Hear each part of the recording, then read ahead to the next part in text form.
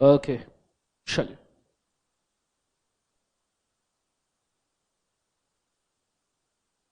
Are you guys ready?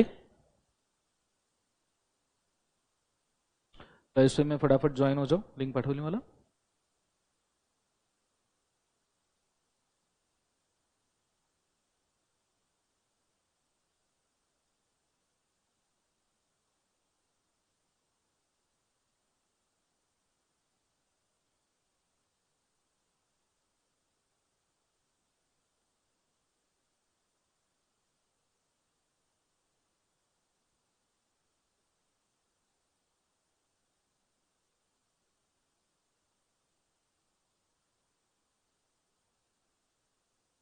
Public के लिए.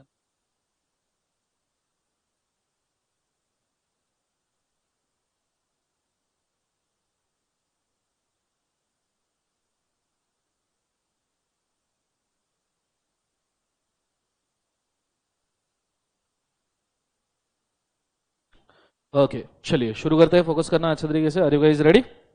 Let's go. Okay, हर हर महादेव मित्रों. चलो स्टार्ट करते हैं. फोकस करना.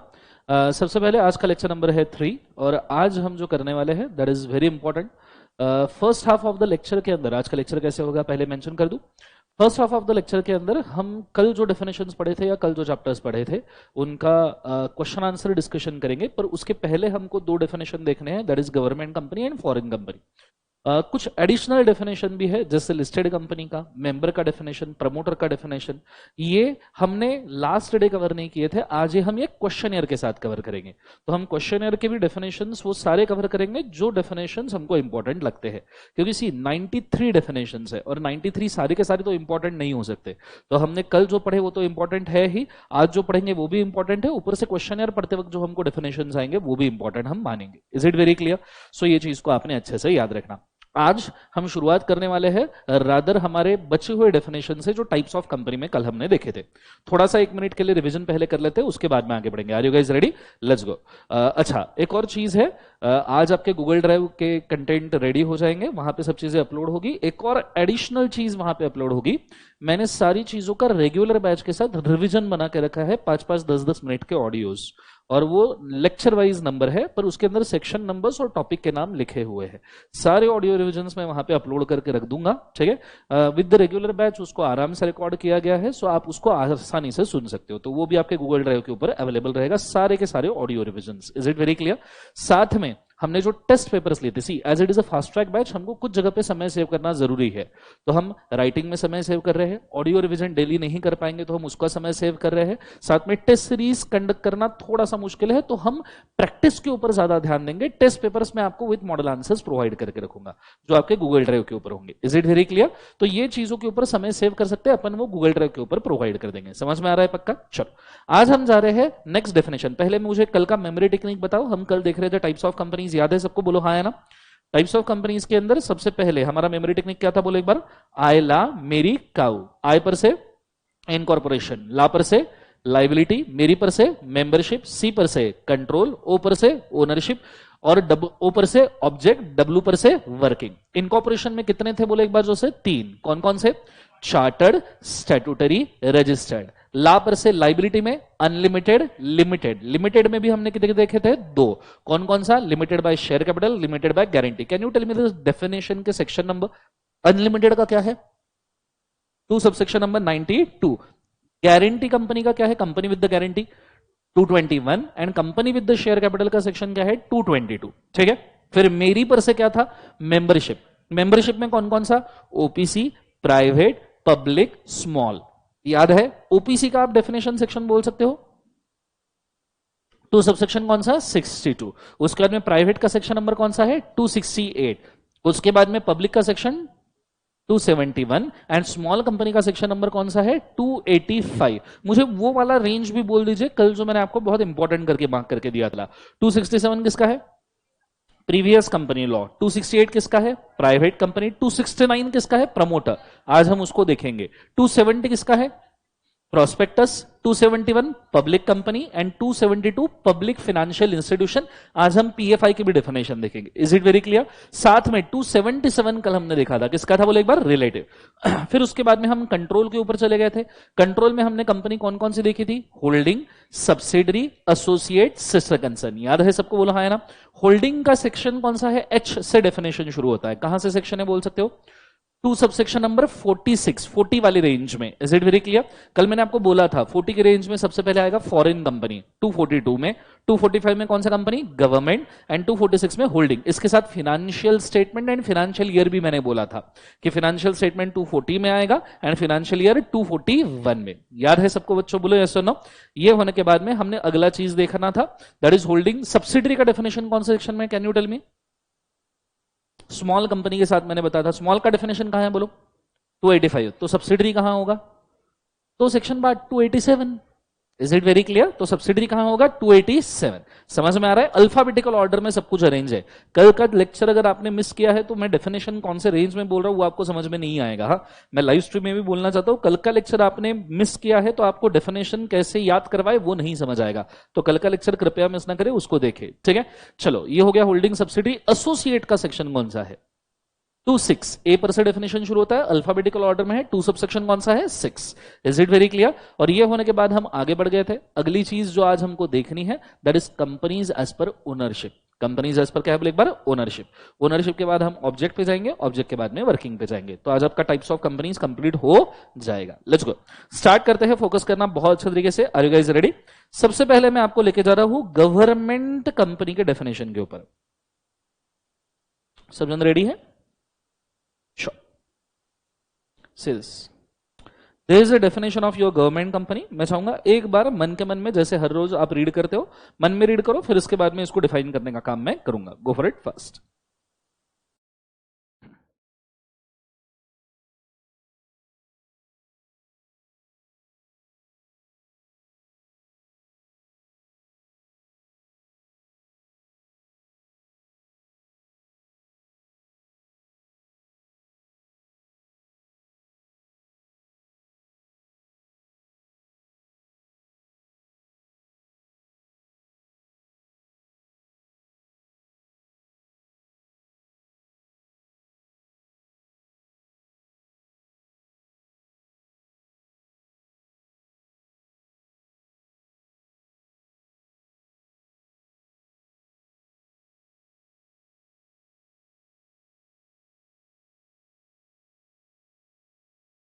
पढ़ लिया सबने?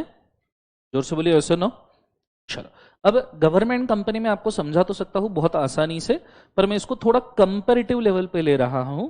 सब्सिडरी कंपनी का डेफिनेशन और गवर्नमेंट कंपनी का डेफिनेशन दोनों को मैं एक साथ कंपेयर कर रहा हूं। इससे आपको थोड़ा आइडिया आएगा और आपको क्लैरिटी ऑफ थॉट्स और माइंड बहुत अच्छा होगा। Is it very clear? Let's go. एक साइड में लिख रहा हूं सब्सिडियरी कंपनी, ठीक है, एक साइड में लिख रहा हूं गवर्नमेंट कंपनी, बिकॉज दोनों का डेफिनेशन थोड़ा सा लॉजिकल सेंस में एक तरफा जाता है, एक साइड जाता है। इसलिए अगर आपको याद होगा तो कल सब्सिडियरी कंपनी जो था, इफ यू रिमेंबर, कल सब्सिडियरी कंपनी जो था वो हमने देखा था 2 सबसेक्शन काय में बोले एक बार उसे 87। मुझे होता गवर्नमेंट कंपनी का डेफिनेशन कौन सा सेक्शन में है? 2 subsection number 45। Is it very clear? अब 2 सबसेक्शन 87 में सब्सिडियरी कंपनी कल जो डिफाइन किया था वो कुछ इस प्रकार था कि ऐसी कंपनी जिसमें कोई होल्डिंग कंपनी, जो डिफाइंड है 246 में। हालांकि होल्डिंग कंपनी का डेफिनेशन कुछ काम की नहीं। होल्डिंग कंपनी का डेफिनेशन में लिखा है holding company means a company to whom the other company subsidiary. ये भी कोई डेफिनेशन हुआ? सो होल्डिंग का डेफिनेशन कोई काम का नहीं है। इसलिए होल्डिंग कंपनी अगर किसी कंपनी के बोर्ड ऑफ डायरेक्टर्स के कंपोजिशन को क्या करती है? कंपोजिशन को क्या करती है? कंट्रोल करती है, तो ऐसी दूसरी कंपनी सब्सिडरी हो जाती है। ये एक तरीका है सब्सिडरी बनाने का। और लिखना पड़ेगा बिकॉज 2 तरीके हैं ना। सो और ये पहला तरीका हुआ। सेकंड तरीका, और होल्ड्स मेजॉरिटी ऑफ, क्या बोले एक बार? Voting power. मेजॉरिटी अगर दूसरे कंपनी के वोटिंग पावर आप होल्ड कर रहे हो तो आप सब्सिडरी बन जाओगे। Is it very clear? अब ये कल हमने देखा था, कल हमने इसको देखा था। Are you guys understanding? अब मैं थोड़ा गवर्नमेंट कंपनी का एनालिसिस दे रहा हूं। क्यों मैंने सब्सिडरी आपको समझाया, आपको 2 मिनट में समझ में आएगा क्यों पहले मैं सब्सिडरी पे लेके गया। गवर्नमेंट कंपनी का मतलब है, यहां मैं होल्डिंग के जगह पे बोलना चाहूंगा कुछ इस प्रकार कि भाई साहब जिस कंपनी का 51% ऑफ वोटिंग पावर, और कुछ कुछ जगह पे इसको पेडअप कैपिटल भी बोला गया है, और पेडअप कैपिटल में यहां पे पेडअप इक्विटी कैपिटल की बात की जा रही है, प्रेफरेंस नहीं, ठीक है। सो कुछ कुछ जगह पे पेडअप कैपिटल बोला है तो हम उसका भी रेफरेंस ले रहे हैं। 51% ऑफ वोटिंग पावर और paid up equity capital is either held by central government और हेल्ड बाय स्टेट गवर्नमेंट और हेल्ड बाय बोथ सेंट्रल और स्टेट गवर्नमेंट बोथ। अच्छा, स्टेट गवर्नमेंट एक से ज्यादा भी हो सकते हैं, जैसे महाराष्ट्र, गुजरात, मध्य प्रदेश, तीनों स्टेट गवर्नमेंट ने मिलकर ये किया। Are you guys understanding? बोलो हाँ या ना, जोर से बोलो, सुनो। एंड दूसरी वाली बात, सेकंड वाली चीज, और दोनों दूसरा भी तरीका है, अगर कोई कंपनी सब्सिडियरी है गवर्नमेंट कंपनी का, सब्सिडरी है कौन सी कंपनी का? गवर्नमेंट कंपनी का सब्सिडरी है, तो उस सब्सिडरी कंपनी को भी हम कौन सा कंपनी मानते हैं? Government company. Are you guys understanding? Yes और नो? अब मैंने ये दोनों कंपैरेटिव क्यों किया? पहला चीज जो आपने नोटिस करना चाहिए, जब हम बात करते हैं मेजॉरिटी वोटिंग पावर्स की सब्सिडरी कंपनी में, तो वहां पे हमको 1 लाख शेयर्स, इक्विटी शेयर्स है, अगर 1 लाख इक्विटी शेयर्स है तो इक्विटी शेयर के 1 लाख में से वहां हमें 50,001 शेयर की सिर्फ जरूरत है। Are you guys understanding? 50,001 share आप होल्ड कर लो तो आप होल्डिंग कंपनी बन जाओगे। पर गवर्नमेंट कंपनी के केस में सीजी, एसजी या बोथ ने, अगर किसी कंपनी में 1 लाख इक्विटी शेयर्स है, 1 लाख कौन से शेयर्स है? इक्विटी, तो उसमें से हमको कितने लगेंगे? 51,000 शेयर। ये सबसे पहला प्राइमरी डिफरेंस है। Is it very clear? पर ये डिफरेंस को एस्केलेट करते हुए मैं एक और लेवल पे लेके जाऊंगा। पर अगर कोई कंपनी गवर्नमेंट कंपनी है, फॉर एग्जाम्पल ये जो सब्सिडरी वाला एरिया है, इसके लिए मैं एग्जाम्पल क्रिएट कर रहा हूं। लेट्स से, बहुत अच्छे से फोकस करना बोर्ड के ऊपर तो समझ में आएगा। लेट्स से कोई सेंट्रल गवर्नमेंट और द स्टेट गवर्नमेंट, बहुत अच्छे से ध्यान देना, सेंट्रल गवर्नमेंट और स्टेट गवर्नमेंट किसी कंपनी में 51,000 शेयर्स होल्ड कर रहे हैं out of 1 lakh. Let's say company का नाम है ए लिमिटेड। ए लिमिटेड कंपनी में 51,000 शेयर होल्ड कर रहे हैं आउट ऑफ क्या बोले एक बाजू से? 1 लाख। तो ये ए लिमिटेड कौन सी कंपनी हो जाएगी बोले एक बाजू से? Government company. पर ए लिमिटेड की अगर कोई सब्सिडरी है, लेट्स से बी लिमिटेड, कौन सी है बोले एक बाजू से? B limited. उसके अंदर ए लिमिटेड ने सिर्फ 50,001 शेयर होल्ड करना चाहिए 1 लाख का, क्योंकि ए लिमिटेड ने और बी लिमिटेड ने तो सिर्फ सब्सिडरी का डेफिनेशन कंप्लाई करना है ना guys. Are you guys understanding? तभी जाके ये कंपनी बी लिमिटेड भी कौन सा कंपनी हो जाएगा? Government company. बहुत सारे बच्चे यहां कंफ्यूज हो जाते हैं। सी, ये दो एरियाज तो सबको समझ में आ जाते हैं कि भैया 50,001 शेयर एंड 51,000 शेयर, ये सबको समझ में आता है। पर जब हम बात करते हैं गवर्नमेंट कंपनी के सब्सिडरी की, तो बहुत सारे बच्चे ये गलती करते हैं, जो गवर्नमेंट कंपनी का 51% है वो भी सब्सिडरी को लगा देते हैं। It's not like that. अगर आपकी कंपनी गवर्नमेंट कंपनी और आपने नीचे सब्सिडरी क्रिएट किए, तो उसमें 50,001 शेयर सब्सिडरी वाला ही रिक्वायरमेंट लगेगा। Are you guys understanding? सबको समझ में आ रहा है पक्का? जोर से बोलो एक बार yes or no। अब इसको एक और पैरामीटर्स के ऊपर मैं डिफरेंशिएट कर रहा हूं, एक और पैरामीटर के ऊपर। जैसे मैं यहां पे परसेंटेज लाइन ड्रॉ कर रहा हूं आपके कंसेप्चुअल क्लैरिटी के लिए, बहुत अच्छे से ध्यान देना। अगर मैं यहां लिख रहा हूं 0%, सब्सिडरी और एसोसिएट्स की बात कर रहे हैं, 0 से लेके अगर मैं लेस देन 20% तक की बात करूं, एक कंपनी अगर दूसरे कंपनी में 0 से लेकर 20% तक कुछ परसेंटेज इन्वेस्टमेंट कर रहा है, तो that is just investment. That is just क्या बोले एक बार उसे? इन्वेस्टमेंट। 20% के ऊपर अगर आप चले गए, 20% के ऊपर आप चले गए और आप जा रहे हो लेस देन 50% तक, सॉरी लेस देन और इक्वल टू 50% तक, तो that is associate. That is क्या बोले एक बार उसे? एसोसिएट। अगर आप मोर देन 50% जा रहे हो, टिल 75% से नीचे, 75% से नीचे, then you are called as क्या बोले एक बाजू से? सब्सिडियरी। ये आपका कौन सा एरिया हो जाएगा बोले एक बाजू से? Subsidiary. Are you guys understanding? Above 75%, 75% equal और अबव अगर मैं यहां पे बोलूं, तो ये आपका एरिया कौन सा हो जाएगा? Substantial subsidiary. इसको कहा जाता है सब्सटेंशियल सब्सिडरी। क्यों सब्सटेंशियल सब्सिडरी इसको कहा जाता है? क्योंकि इस कंपनी में आप स्पेशल रेजोल्यूशन पास कर सकते हो। अब जिस कंपनी में आप ऑर्डिनरी पास कर सकते हो, जिस कंपनी में स्पेशल पास करते हो, कौन से कंपनी में आपका ज्यादा कंट्रोल रहेगा? जहां स्पेशल पास कर सकते हैं। Is it very clear? That's why it is substantial subsidiary. और फिर जब यह सिचुएशन ये 100%, ये बिलो 100% में ले रहा हूं, ठीक है। और अगर ये इक्वल टू 100% हो जाता है तो इक्वल टू 100% को हम कहते हैं वोल्ली ओन्ड सब्सिडरी। क्या कहते हैं? वोल्ली ओन्ड सब्सिडरी। वोल्ली ओन्ड सब्सिडरी तो आज के डेट में सबसे बड़ा बाय आउट का एरिया है ना। कोई भी कंपनी दूसरे को एक्वायर कर लिए तो करती क्या है? 100% शेयर एक्वायर कर लेती है। फेसबुक ने व्हाट्सएप को एक्वायर किया तो क्या किया? क्या एसेट लाइबिलिटी लिए? क्या नहीं, 100% शेयर एक्वायर कर लिए। आजकल एक्विजिशन सब्सटेंशियल सब्सिडरी या वोल्ली ओन्ड सब्सिडरी बना के ही होता है। Are you guys understanding? ये सुनो, ये हो गया किसका? ये मैंने आपको समझा दिया normal subsidiary company associate company कैसे बनता है। Now I will tell you कि गवर्नमेंट के केस में ये टाइमलाइन किस प्रकार से वर्क करता है। गवर्नमेंट में थोड़ा सा अलग टाइमलाइन है, इसलिए बहुत से ध्यान देना। गवर्नमेंट के केस में यहां मैं लिख रहा हूं 0%। गवर्नमेंट के केस में 0 से लेके लेस देन 20% तक के it is called as government invested. It is called as government का एक बार उसे इन्वेस्टेड। 20% इक्वल्स और अबव और लेस देन में यहां पे एक परसेंटेज ऐड कर रहा हूं 40%। ये 40% आपको अभी समझ में आएगा। This is called as government associate. Government का एक बार उसे एसोसिएट कंपनी, ये गवर्नमेंट से एसोसिएटेड है।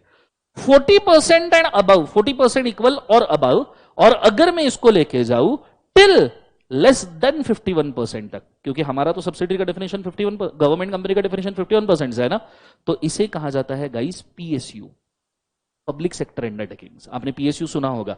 हालांकि ये पीएसयू का डेफिनेशन में मैक्सिमम लॉज जो दिए हैं उसके हिसाब से बोल रहा हूं। जैसे पेमेंट ऑफ बोनस एक्ट में पीएसयू है, एम्प्लॉय वाले लॉज में पीएसयू का डेफिनेशन है, क्योंकि वहां पे पीएसयू में काम करने वाले एम्प्लॉयज को बेनिफिट मिलता है ना, इसलिए वहां पे वो डेफिनेशन है, उसके हिसाब से बोल रहा हूं। कुछ जगह पे पीएसयू का डेफिनेशन वेराई भी कर सकता है, तो मैं ओवरऑल एक्सेप्टेड जो डेफिनेशन है मेजोरिटी लेवल पे वो बोल रहा हूं। कुछ जगह पे ये परसेंटेज वो वेराई भी करते हैं, पर आपको ज्ञान रहना चाहिए इसलिए बोल रहा हूं। सो दिस इज अ पीएसयू। अगर आप मोर देन इक्वल टू 51% जाते हो बट लेस देन जाते हो 75%, ठीक है, तो ऐसे केस में इसको कौन सी कंपनी कहा जाएगा? Pure government company. कौन सी कंपनी बोले एक बार? Government company. 51% हो गया ना गाइस, ये सुनो। अगर आप जाते हो more than equal to 75%, it is government substantial subsidiary. Government substantial subsidiary, GSSM इसको कहते हैं, government substantial subsidiary. Is it very clear? और सबसे आखिरी जो यहां पे आता है दैट इज 100%, ये है less than 100%, government substantial subsidiary. If it is equal to कितना बोले एक बार से 100%, it is government wholly owned company. Clear है concept? Government wholly owned company. ये दोनों पैरामीटर्स अगर आपको समझ में आए तो आपको सब्सिडरी और गवर्नमेंट कंपनी का डेफिनेशन क्लियर है। सबको समझ में आया पक्का? अच्छा, अब कुछ बच्चे मुझे पूछते हैं कि सर सब्सिडरी कंपनी एसोसिएट भी तो होती है, तो उसको एसोसिएट क्यों नहीं बोलते? सर अगर मैं 50% 51% होल्ड कर रहा हूं तो 20% भी तो होल्ड कर रहा हूं, तो मुझे एसोसिएट क्यों नहीं बोलते? सर एसोसिएट भी तो बोलना चाहिए सब्सिडरी को। यह ऐसी बात हो गई कि तुम्हें सीए बनने के बाद कोई बीकॉम बोल रहा है। Are you guys understand? अरे है ना, तुम बीकॉम भी हो सीए भी हो, तो लोग तुमको सीए बोलेंगे या बीकॉम बोलेंगे? सीए बोलेंगे ना, तो सब बीकॉम का कोई वैल्यू, वैसे भी कोई वैल्यू है। आर यू गाइस अंडरस्टैंडिंग है? सुनो, तो ये चीज को आपने समझना चाहिए कि ऑब्वियस सी बात है सब्सिडरी कंपनी एसोसिएट होती है, इसमें बोलने की थोड़ी जरूरत है। ऑब्वियस ही सीए, समझो किसी ने सीए किया है, भले ही बीकॉम नहीं भी किया है, तो भी आप मानते हो ना कि बीकॉम की पास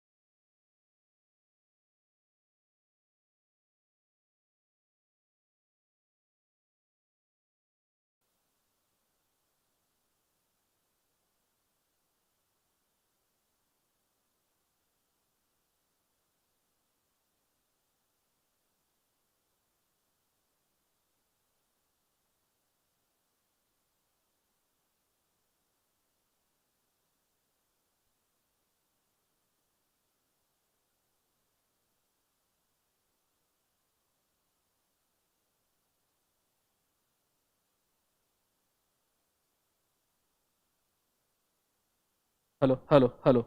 चलो, आवाज़ आ रही है? वापस स्ट्रीम शुरू हो चुका है। लाइव स्ट्रीम में एक बार कंफर्म कीजिएगा ऑडियो वीडियो आ रहा है क्या?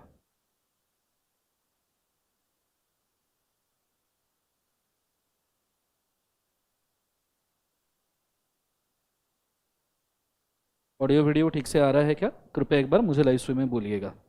Everybody please. All good? Okay, audio video clear है? Please mention once.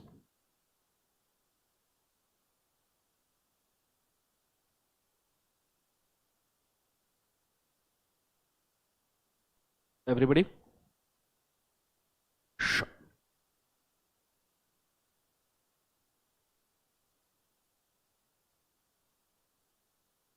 ओके, चलिए शुरू करते हैं। ध्यान देना। सो स्ट्रीम बीच में डिसकंटिन्यू हो गया था। Very sorry for that, because of system issue. अभी तक हमने जब से क्लास शुरू किया आज का, अभी तक हमने जो कवर किया है वो हमने कवर किया है सब्सिडरी कंपनी का डेफिनेशन जो कल हमने देखा था, और साथ में गवर्नमेंट कंपनी को मैंने आपको इसके साथ में कंपेयर करवाया है, और साथ में मैंने आपको मेंशन किया है गवर्नमेंट कंपनी किस प्रकार से देखना है। अब यहाँ पे ना एक बहुत अच्छा क्रॉस रेफरेंस मैं आपके लिए क्रिएट करना चाहता हूँ, समझाना चाहता हूँ कि गवर्नमेंट कंपनी एक्चुअली होल्ड कौन करता है। सी, व्हेनेवर वी से किसी भी कंपनी में सेंट्रल गवर्नमेंट या स्टेट गवर्नमेंट या बोथ ने 51% पेड अप कैपिटल होल्ड करना चाहिए, तो सवाल है कि किसने होल्ड करना चाहिए? गवर्नमेंट मतलब किसने? प्राइम मिनिस्टर ने होल्ड करना चाहिए, होम मिनिस्टर ने होल्ड करना चाहिए। किसके नाम पे ये कैपिटल एक्चुअली होगा?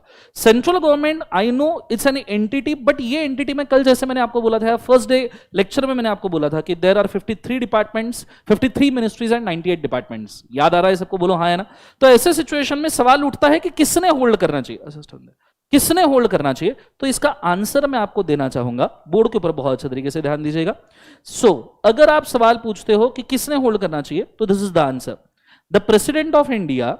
एक तो सेंट्रल गवर्नमेंट के बिहाफ पे प्रेसिडेंट ऑफ इंडिया ये होल्डिंग रखता है किसी भी गवर्नमेंट कंपनी में, और अगर स्टेट गवर्नमेंट होल्डिंग रख रहा है तो स्टेट गवर्नमेंट के बिहाफ पे ये होल्डिंग स्टेट का गवर्नर रखता है। मतलब जितनी भी गवर्नमेंट कंपनी आज के डेट में है उनका 51% होल्डिंग ये प्रेसिडेंट ऑफ इंडिया जी ने होल्ड करके रखा है। मतलब द्रौपदी मुर्मू जी, एक्चुअली अब मैं अगर आपको बोलूं तो एग्जैक्टली द्रौपदी मुर्मू जी के पर्सनल नाम पे ये नहीं होगा, ये प्रेसिडेंशियल चेयर के नाम पे होता है, प्रेसिडेंशियल पोजीशन के नाम पे होता है। तो द्रौपदी मुर्मू जी तो कल नहीं रहेगी, वो प्रेसिडेंटशिप छोड़ देगी, कोई और आएगा, पर प्रेसिडेंट की जो पोजीशन है वो पोजीशन ये होल्डिंग रखती है। Are you understanding? और स्टेट गवर्नमेंट अगर होल्डिंग रख रहा है तो कौन होल्ड करेगा? Governor of the state. Are you guys understanding? इससे मैं लिंक करके आपको दिखाना चाहूंगा कि इंडिया में गवर्नमेंट कंपनीज के अंदर प्रेसिडेंट ऑफ इंडिया का होल्डिंग कितना है। एज यू विल सी कि प्रेसिडेंट ऑफ इंडिया की नेटवर्थ, मतलब पोजीशन की नेटवर्थ आज के डेट में 36,74,024 करोड़ रुपीस है, और प्रेसिडेंट ऑफ इंडिया इतने सारे कंपनीज के अंदर होल्डिंग रखता है। हाँ, मैं ये नहीं बोल रहा हूं ये सारे गवर्नमेंट है, क्योंकि इसमें से कुछ पीएसयू भी हो सकते हैं और कुछ में सिर्फ इन्वेस्टमेंट भी हो सकता है, ठीक है? पर इसमें से मैक्सिमम गवर्नमेंट कंपनीज आपको दिखेंगे। ऊपर आप देख सकते हो सब्सटेंशियल होल्डिंग परसेंटेज वैल्यू के हिसाब से करोड़ में देके रखा गया है।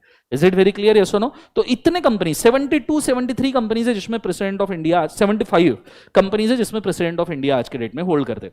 आप प्रैक्टिकली इस चीज को खुद के स्टेट के लिए भी जान सकते हो। जैसे अगर मैंने ये सर्च किया, आप ट्राई करना आज, as it is fast track तो मैं हर एक चीज नहीं दिखा सकता, आप सर्च करना governor of Maharashtra holding in which companies, तो आपको उसका भी लिस्ट आ जाएगा। Is it very clear guys?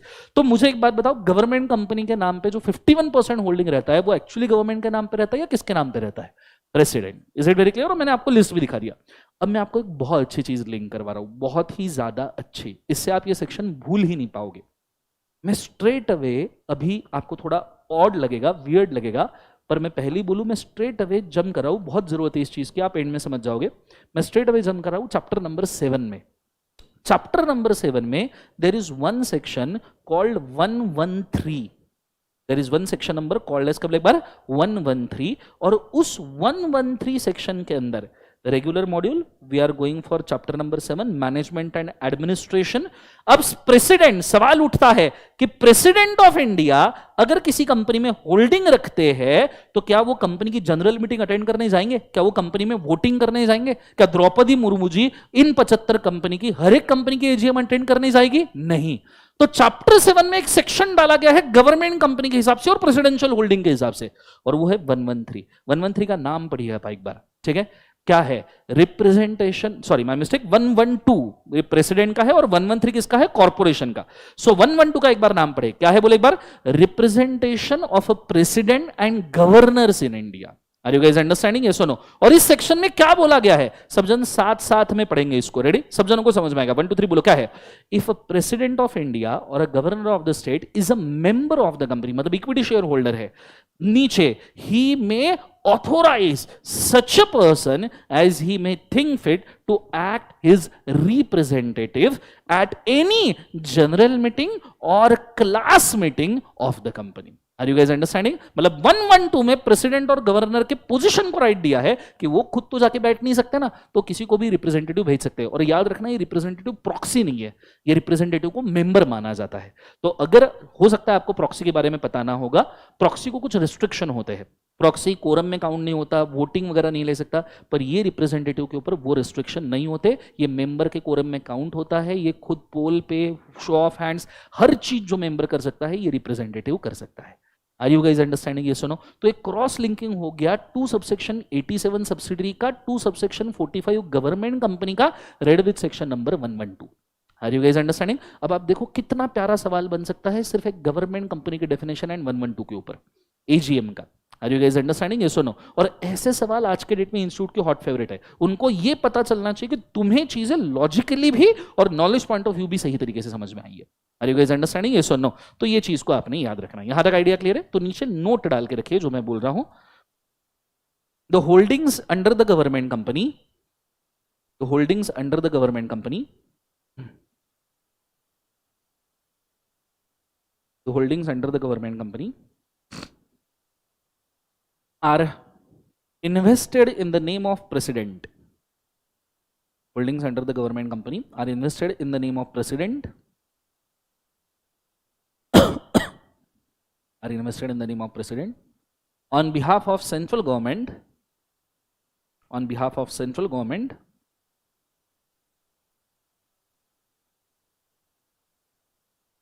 and in the name of governor, and in the name of governor,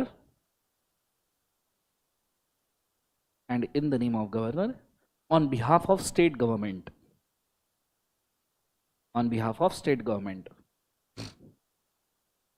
फिलहाल ब्रैकेट में आप प्रेसिडेंट का लिख सकते हो। 75 कंपनीज, लगभग कितना था? 36 लाख करोड़, उतना अमाउंट लिख के रखो तो आपको एक नॉलेज पॉइंट ऑफ व्यू भी व्यू रहेगा, ठीक है? पर उसके नीचे एक और लाइन डालिएगा, however president himself cannot attend the general meeting. Our president cannot himself attend the general meeting. President himself cannot attend the general meeting.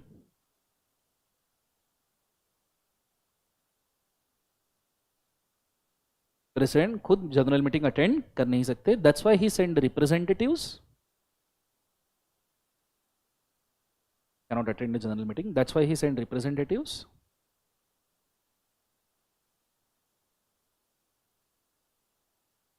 Under section 112, under section 112 of chapter 7, under section 112 of chapter 7। चलो यहां तक clarity आई आपको? बच्चों बोलो हाँ या ना। एक और क्लैरिटी तो बहुत अच्छी, बोलो क्या? मुझे एक बात बताओ, गवर्नमेंट कंपनी के डेफिनेशन में 51% सीजीएसजी ने होल्ड किया तो गवर्नमेंट कंपनी है। व्हाट अबाउट गवर्नमेंट कंपनी का सब्सिडरी? गवर्नमेंट कंपनी का सब्सिडरी क्या है? क्या वो भी गवर्नमेंट कंपनी है? अब मुझे एक बात बताओ, अगर होल्डिंग कंपनी ने सब्सिडरी, अब ये सिर्फ गवर्नमेंट सब्सिडरी नहीं बोल रहा, किसी भी कॉर्पोरेट कंपनी ने किसी भी होल्डिंग कंपनी में सब्सिडरी में अगर शेयर होल्ड किए है, कंपनी तो आर्टिफिशियल पर्सन है ना, क्या वो मीटिंग अटेंड करने जा सकता है? क्या जा सकता है? समझो गवर्नमेंट, देखो गवर्नमेंट कंपनी में गवर्नमेंट होल्ड कर रहा है तो प्रेसिडेंट का रिप्रेजेंटेटिव जा रहा है। अब जिस कंपनी में गवर्नमेंट कंपनी होल्डिंग रख रही है, जिस कंपनी में गवर्नमेंट कंपनी होल्डिंग रख रही है, उसमें कौन जाएगा? क्योंकि गवर्नमेंट कंपनी तो आर्टिफिशियल पर्सन है ना। सी, जहां गवर्नमेंट कंपनी में प्रेसिडेंट का होल्डिंग है वहां उसका रिप्रेजेंटेटिव जा रहा है। अरे पर जो कंपनी गवर्नमेंट कंपनी और उसने कहीं पे होल्डिंग रखा है, तो उस कंपनी में कौन जाएगा जनरल मीटिंग के लिए? इसके लिए बनाया है 113। इसके लिए क्या बनाया है? 113। तो एक बार 113 पढ़ के देखिए, मतलब देखो दोनों सेक्शन कितने कोरिलेटेड है। 1 2 3 बोलो क्या है? अब बॉडी कॉर्पोरेट, बॉडी कॉर्पोरेट मतलब कोई भी होल्डिंग कंपनी या government company, body corporate being a member of a company may appoint a representative subject to following condition, body corporate should be a member of the company within the meaning of this act, मतलब government company उसका member होना चाहिए या holding company member होना चाहिए। दूसरा, such representation is authorized by board of director और other governing body और the body corporates. Are you guys understanding? Yes और नो? ये है 112 एंड 113 का इंपॉर्टेंस। बहुत सारे बच्चे इसको निगलेक्ट करके जाते हैं, पर मुझे कभी ऐसा लगता है कि सब्सिडरी कंपनी के डेफिनेशन, गवर्नमेंट कंपनी के डेफिनेशन 112 एंड 113 इनके ऊपर एक बहुत अच्छा सवाल बन सकता है। Is it very clear? Exam में पूछा आ सकता है, अभी तक नहीं आया, पर जैसे जैसे क्वेश्चन टफ हो रहे, क्रॉस रेफरेंस पे आ रहे, प्रोबेबली इसके चांसेस बनेंगे कभी ना कभी। Is it very clear? तो मैं चाहूंगा ये सेक्शन भी मन के मन में एक बार रीड कर लो। कुछ चीजें नीचे के नहीं समझ में आएगी बिकॉज एक अर्ली स्टेज है हमारे क्लास का, धीरे धीरे चैप्टर 7 तक जब जाएंगे तो सारी चीजें समझ में आएगी। अभी फिलहाल मैंने क्रॉस रेफरेंस क्रिएट करके रख दिया, जब चैप्टर 7 में जाऊंगा तो दोनों सेक्शन को वापस से लूंगा। Is it very clear? Go for it first.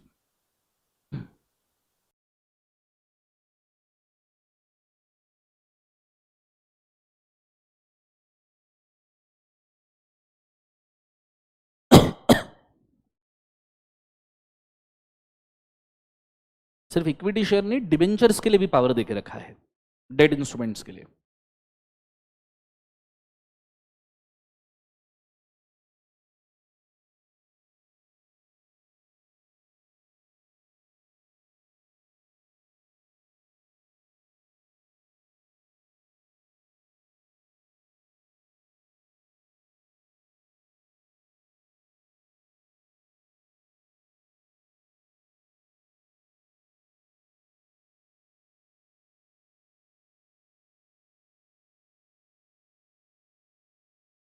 चल, लाइव स्ट्रीम में समझ में आ रहा है?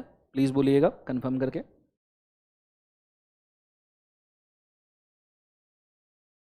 लिख लिया सबने? बोलो हाँ है ना? तो ये दो चीजें हैं जो आपको पता होनी चाहिए। 112 113 पढ़ लिया, नीचे एक और नोट डालिए जो भी आपने लिखा उसके नीचे। If there is a subsidiary of government company, if there is a subsidiary of government company, if there is a subsidiary of government company, then it is also a government company, then it is also a government company, it is also a government company. In such case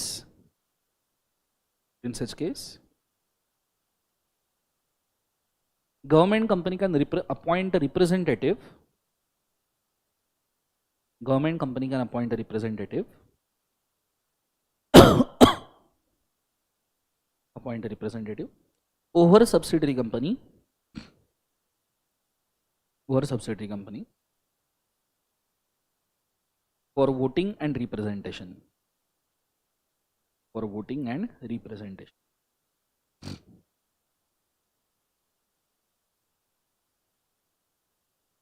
for voting and क्या बोले एक बाजू से represent. यहाँ तक idea clear है guys? जोर से बोले सुनो। सेक्शन लिख के रखना ब्रैकेट में, सेक्शन 113 चैप्टर 7।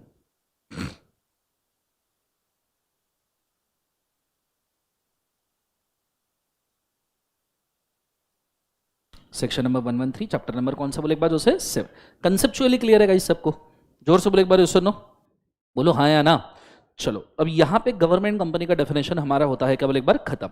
अब मेरी जो डेफिनेशन पेंडिंग है वो है फॉरेन कंपनी, फिर ऑब्जेक्ट्स के टाइप में जो कंपनी आती है। अब ऑब्जेक्ट में तो हमारे सिलेबस में सिर्फ सेक्शन 8 कंपनी है, तो 3 डेफिनेशन अब मेरे तरफ पेंडिंग है फिलहाल। कौन कौन सी मैं एक बार बोल दूं। सबसे पहली डेफिनेशन कौन सी है बोले एक बार? जो फॉरेन कंपनी। दूसरा डेफिनेशन है सेक्शन 8 कंपनी का, ठीक है, ये भी पेंडिंग है। अच्छा, उधर बैंकिंग इंश्योरेंस वगैरह कंपनीज भी है, पर वो हमारे सिलेबस में नहीं है, ठीक है, तो उसको हमको एग्जाम पॉइंट ऑफ व्यू देखने की जरूरत नहीं है। और फिर मेरे पास पेंडिंग है कौन सा कंपनी बोले एक बार? जो डोरमेंट कंपनी और एक्टिव कंपनी का डेफिनेशन, ठीक है। अब फॉरेन कंपनी का डेफिनेशन में अगर आपको अभी पढ़ा दूंगा तो फिर फॉरेन कंपनी चैप्टर आने तक के आप इसको भूल जाओगे। दैट्स वाई ये डेफिनेशन में पेंडिंग रख रहा हूं। जब मैं फॉरेन कंपनी चैप्टर उठाऊंगा तो आपको ये डेफिनेशन साथ साथ में पढ़ा दूंगा, तो वही डेफिनेशन हो जाएगी, वही चैप्टर भी हो जाएगा। Is it very clear? तो हम फॉरेन कंपनी चैप्टर के साथ डेफिनेशन देखेंगे। Section 8 company already chapter number 2 के अंदर फॉर्मेशन इनकॉर्पोरेशन में सेक्शन 8 कंपनी के ऊपर हम 15 से 20 पॉइंट्स देखने वाले हैं, और वहां ये बहुत डिटेल में होगा। तो अभी इसको एब्रप्टली खत्म करके ना आपको सेटिस्फेक्शन आएगा ना मुझे आएगा, इसलिए इसको भी पेंडिंग रख रहे हैं। हाँ, डोरमेंट कंपनी भी चैप्टर 2 के एंड में हम कंप्लीट करेंगे, बिकॉज डोरमेंसी समझने के लिए आपको कमेंसमेंट ऑफ बिजनेस समझना जरूरी है। अगर आपको कमेंसमेंट ऑफ बिजनेस ही नहीं पता, डोरमेंसी कैसे पता चलेगा? Is it very clear? तो ये 3 डेफिनेशन टाइप्स ऑफ कंपनी के मेरे तरफ पेंडिंग है, ठीक है? मैं फिलहाल इसको पेंडिंग रख रहा हूं, लेकिन सही जगह आने के ऊपर मैं इसको समझा दूंगा। यहां तक समझ में आया पक्का? जोर से बोले एक बार सुनो। चलो, अब ये हमारा पहला चैप्टर है प्रिलिमिनरी, सेक्शन नंबर 1 और 2, ठीक है? अब इसके साथ में और भी डेफिनेशंस है, जैसे मैं मेरे बुक के अंदर आपको दिखा दूं। अगर आप बुक लेके चल रहे हो रेगुलर वाली, तो उसके अंदर आपको ये पूरा डेफिनेशन दिखेगा, लेकिन आपके पास वाउ बुक और चार्ट बुक होगी अगर आप फास्ट ट्रैक कर रहे हो, तो उसमें पूरे डेफिनेशन नहीं लिखे, because exam point of view 93 के 93 डेफिनेशन काम के नहीं है। Is it very clear? हालांकि फिर सर ये डेफिनेशन मुझे कहां से मिल सकते हैं? तुम किधर भी गूगल के ऊपर कंपनीज बेयर एक्ट डाल दो, कंपनीज एक्ट 2013 बेयर एक्ट डाल दो, आपको सारे डेफिनेशन लाइन से मिलेंगे। पर ये सारे 93 डेफिनेशन है बच्चों, देखो। और इसमें से कई सारे डेफिनेशंस ऐसे हैं जो अभी पढ़ा के फायदे, जैसे आर्टिकल ऑफ एसोसिएशन, ए पर से डेफिनेशन शुरू होता है, बोलो हाँ या ना? बोलो हाँ या ना? अब आर्टिकल ऑफ एसोसिएशन का मतलब इट इज बेटर कि मैं आपको सेक्शन 5 के साथ समझाऊं। कॉन्सेप्ट के साथ समझाओ, बोले एक बार सेक्शन 5। मेमोरेंडम का मतलब ये बेटर है कि मैं आपको वहां समझाऊं जहां सेक्शन मेमोरेंडम का। डिबेंचर, डिपॉजिट्स, अब देखो आगे भी अगर आप डेफिनेशन देखोगे तो डेफिनेशन आता है, देखो डायरेक्टर, डिबेंचर्स, डिपॉजिट। ये डेफिनेशन जहां सेक्शन 71 में हम डिबेंचर पढ़ रहे हैं वहां देखे, डिपॉजिट का डेफिनेशन वहां देखे जहां एक्चुअली डिपॉजिट डिस्कस कर रहे हैं, क्योंकि अभी सारे डेफिनेशन बोल भी दूंगा तो वहां जाके आप वापस भूल जाओगे। Is it very clear? तो जितने मेन डेफिनेशन मुझे कवर अप करने थे वो मैंने कर लिए, हाँ, पर एडिशनली अभी मैं क्वेश्चनर के भी डेफिनेशन कवर कर रहा हूं, ठीक है? पर बचे हुए जो पेंडिंग डेफिनेशन है, बहुत सारे पेंडिंग है, आई नो, पर ये उस चैप्टर में उस कंसेप्ट में होंगे। जब हमारा फास्ट ट्रैक बैच पूरा कंप्लीट हो जाएगा तो मैं आपको वापस इस लिस्ट के ऊपर लाऊंगा और बोलूंगा देखो सब मेन डेफिनेशन हम टिक कर लेंगे। Is it very clear guys? जोर से बोले एक बार सुनो। एनीवेज वो तो होगा ही होगा। एडिशनली अगर आपको लगता है कि आपने कोई डेफिनेशन पढ़ा और आपको नहीं समझा, मुझे कभी भी पूछ सकते हो। यहां तक आइडिया क्लियर है? पर इस पूरे 93 डेफिनेशन अब एग्जाम देखो, जैसे डिविडेंड, डिविडेंड का definition, dividend means interim dividend या इंक्लूड इंटरिम डिविडेंड, कोई डेफिनेशन हुआ, ठीक है? तो ऐसे भी आलतू फालतू डेफिनेशन है जो कोई सेंस नहीं रखते। Is it very clear? तो ऐसे केस में उनको हमको स्किप करना जरूरी हो जाएगा। यहां तक आइडिया क्लियर है? इसी के साथ मैं आपको ये मेंशन करता हूं, डेफिनेशन वाइज, चैप्टर वाइज ये कंटेंट कंप्लीट हुआ, पर अभी क्वेश्चनर के क्वेश्चंस हमारे बाकी है, ठीक है? अब हमने कंसेप्चुअली तो सब पढ़ लिया, but what is more important in the fast track is questioner. कि भाई साहब पढ़ तो लिया, लिखते जम रहा है क्या तुमको? समझ में आ रहा है क्या तुमको कि क्वेश्चन सॉल्व हो सकते हैं क्या? ठीक है, तो आप आ सकते हो क्वेश्चनर में। अगर आपने क्वेश्चनर कैरी किया है तो क्वेश्चनर के, अब मैं एक एक पेज के साथ में जाऊंगा क्वेश्चनर के, और सारे क्वेश्चंस कवर करने की हम यहाँ पे कोशिश करेंगे, except for repeat question. Page number 1.4 पे जो पहला क्वेश्चन है वो अकाउंट चैप्टर से रिलेटेड है, तो उसको फिलहाल पेंडिंग रखिएगा, अकाउंट चैप्टर में वापस से आ जाएगा। पेज नंबर 1.5 पे आपका फर्स्ट क्वेश्चन आएगा। इस क्वेश्चन को जरा साथ साथ में पढ़ते हैं। रेडी सब जन? क्वेश्चन पूरा डिस्कस कर लेंगे यहीं पे, तो आपका चैप्टर 1 का कॉन्फिडेंस भी आ जाएगा। Is it very clear? चलो 1 2 3 बोलो क्या है?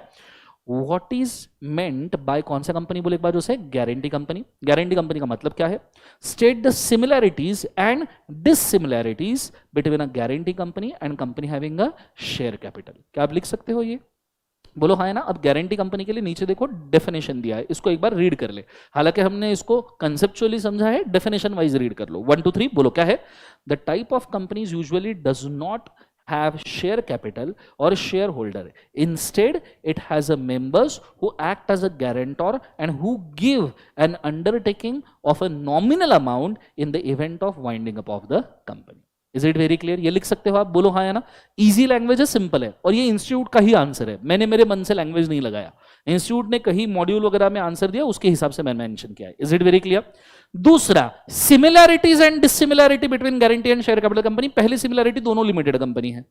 दूसरी सिमिलैरिटी, शेयर होल्डर दोनों में अमाउंट कंट्रीब्यूट कर सकते हैं। तीसरा सिमिलैरिटी, ये दोनों कंपनी के शेयर होल्डर्स को या गारंटर को हम मेंबर या ओनर मानते हैं। Is it very clear?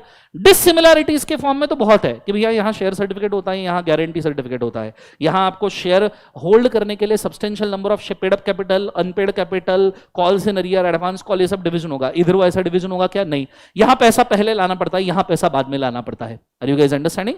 तो ऐसे कुछ सिमिलरिटीज और डिससिमिलरिटीज मैंने डिस्कस किए। मैं आपको 1 मिनट दूंगा, कृपया इसको रीड कर ले। सिर्फ एक खास केस जो है, जो इंस्टीट्यूट ने दिया था, हालांकि मॉड्यूल में नहीं है, पर क्वेश्चनर में मुझे जब प्रैक्टिस मैनुअल के क्वेश्चंस देख रहा था तब मेरे को ये मिला था। केस का नाम है नरेंद्र कुमार अग्रवाल वर्सेस सरोज मालू। इसके अंदर ये बोला गया है कि जैसे नॉर्मल कंपनी में आप जब शेयर ट्रांसफर करते हो तो प्राइवेट कंपनी ऑब्जेक्शन ले सकती है, पब्लिक ऑब्जेक्शन नहीं ले सकती, बिकॉज प्राइवेट में रेस्ट्रिक्शन होता है। उसी प्रकार गारंटी कंपनी में भी जब आप गारंटी ट्रांसफर करते हो तो गारंटी कंपनी ट्रांसफर के ऊपर ऑब्जेक्शन ले सकती है। Guarantee company have right to decide कि कौन गारंटर बनेगा और कौन नहीं, और ट्रांसफर किसको होगा। इसके ऊपर केस है, केस याद रखना, एग्जाम में पूछा सकता है कि इसका नाम क्या है, बोले एक बार, Narendra Kumar Agrawal versus Saroj Malu. Is it very clear? Questionnaire में केस दिया है। एक बार मैं चाहूंगा सिमिलरिटीज डिसिमिलरिटीज कृपया रीड कर लो, go for it fast. Case अगर हो सकता है तो नोट करके रखिएगा, या अगर आपके पास क्वेश्चनर है तो मार्क करके रखिएगा, और डेली क्वेश्चनर कृपया लाइएगा बच्चों, ठीक है, बिकॉज आपको मार्क्स उसके ऊपर ही मिलने वाले हैं, क्वेश्चनर से ही मार्क्स मिलेंगे, बाकी तो पूरा क्वेश्चनर के लिए बिल्टअप कर रहे हैं अपन, ठीक है।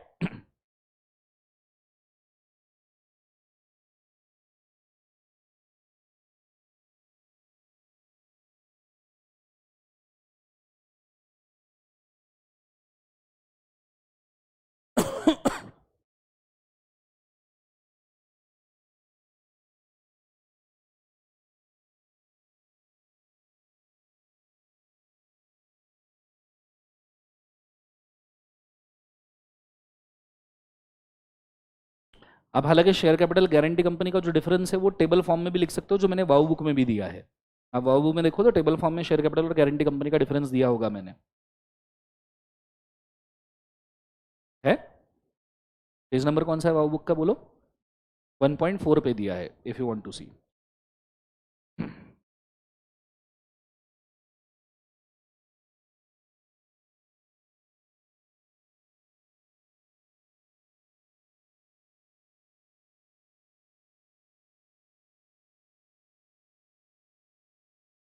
अगर आप फास्ट ट्रैक बैच परचेस करते हो तो क्वेश्चनर ऑटोमेटिकली पहुंच जाएगा बेटा आपको। आपका wow book, chart book, questionnaire and wow cards, ये चारों चीजें मिल जाएगी।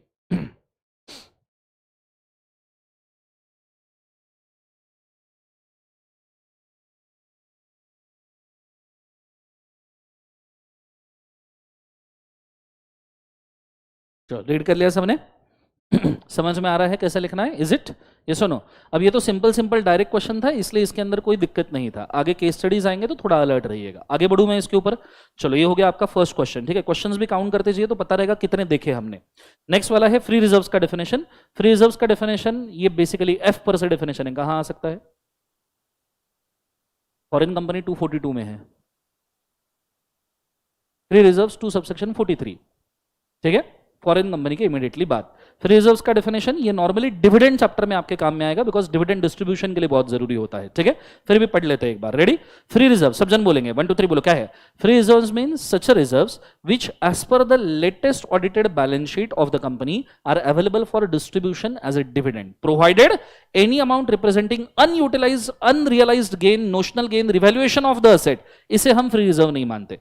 रिवैल्यूएशन ऑफ असेट से आने वाला पैसा फ्री रिजर्व नहीं होता, बिकॉज वो कैश में रिसीव नहीं हुआ है। नॉर्मली फ्री रिजर्व हम वो मानते हैं जो डिविडेंड के लिए अवेलेबल है और जो कैश में अर्न किया है। Is it very clear? Yes और नो? इसके ऊपर एक और पॉइंट है बी वाला, any change in carrying the amount of asset और liability recognized in equity including surplus in the profit or loss account, measurement of the assets or the liability at the fair value shall not be treated as a free reserve। Simple सी बात की है, कोई भी capital reserve मतलब capital reduction वाला reserve, आप अगर कंपनी का इंटरनल रिकंस्ट्रक्शन करते हो तो कैपिटल रिजर्व बनाते हो, वो वाला रिजर्व, सीआरआर वाला रिजर्व, रिवैल्यूएशन वाला रिजर्व, ये फ्री रिजर्व्स में काउंट किए नहीं जाते। Is it very clear? ये सेक्शन कौन सा है? 2 सबसेक्शन नंबर 43, फ्री रिजर्व्स। चलो ये होने के बाद में अगला वाला, following are some of the securities issued. ये बहुत इंपॉर्टेंट क्वेश्चन है, बहुत इंपॉर्टेंट। लिस्टेड कंपनी के डेफिनेशन के ऊपर क्वेश्चन है, 2 बार एग्जाम में सिमिलर, 2 से 3 बार सिमिलर क्वेश्चन पूछे हैं, इसलिए बहुत अच्छे से पढ़िएगा इसको। एक काम करो, 1 मिनट लो और आराम से पढ़ो। मैं नहीं चाहता कि मेरे पढ़ने पढ़ने में तुम्हारा कंटेंट मिस हो जाए, इसलिए रीड करके देखो, फिर हम आंसर डिस्कशन पे आएंगे। क्वेश्चन रीड करो पहले, चाहिए तो आराम से रीड करना, समय लेकर रीड करना, पर एग्जाम में आने के चांसेस है इसके।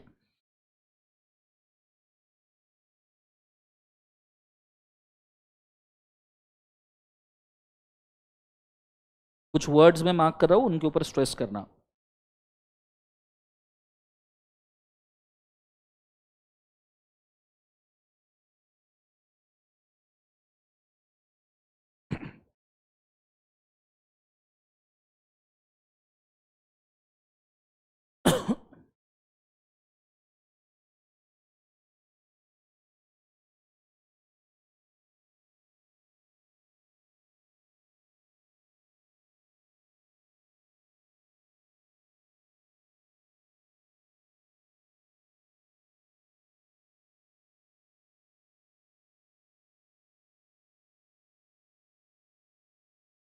क्वेश्चन रीड करना होने के बाद डन बोल दीजिएगा प्लीज। लाइव स्ट्रीम में भी क्वेश्चन पढ़ रहे हैं सब लोग?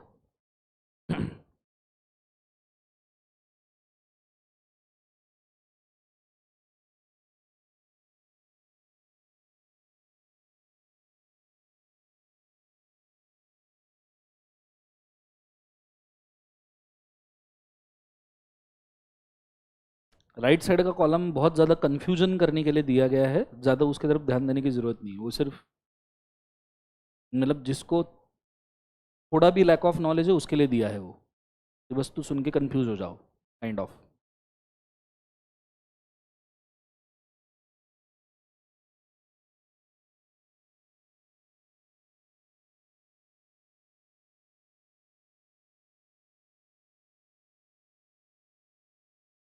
कैसा लग रहा है सवाल? हट के हाथ में आ गई। इंस्टीट्यूट ने ये बाउंसर एक बार नहीं 2-3 बार दिया है। ये एक पढ़ लिया सवाल सबने? बोलो हाँ है ना। सिमिलर एक और दिखाता हूं, ये पढ़िए। सिमिलर सा सवाल है, सिर्फ नाम चेंज है और टेबल चेंज है।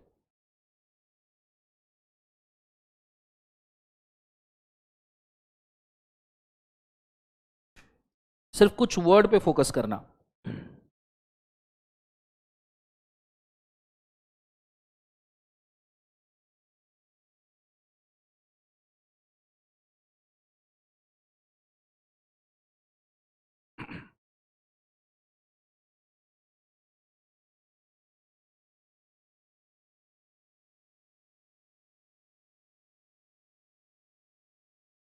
नहीं, आज लेने वाले हो, उसी लिए तो क्वेश्चन ले रहा हूं। क्यों? डेफिनेशन देखनी है इसलिए। कुछ चीजें पहले सवाल आए तो बाद में अच्छे से समझ में आती है। इट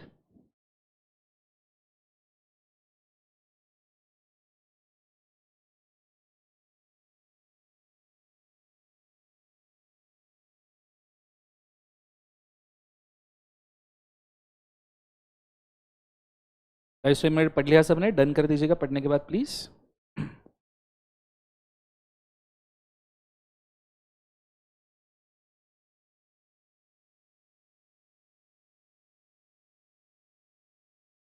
हो गया सबका?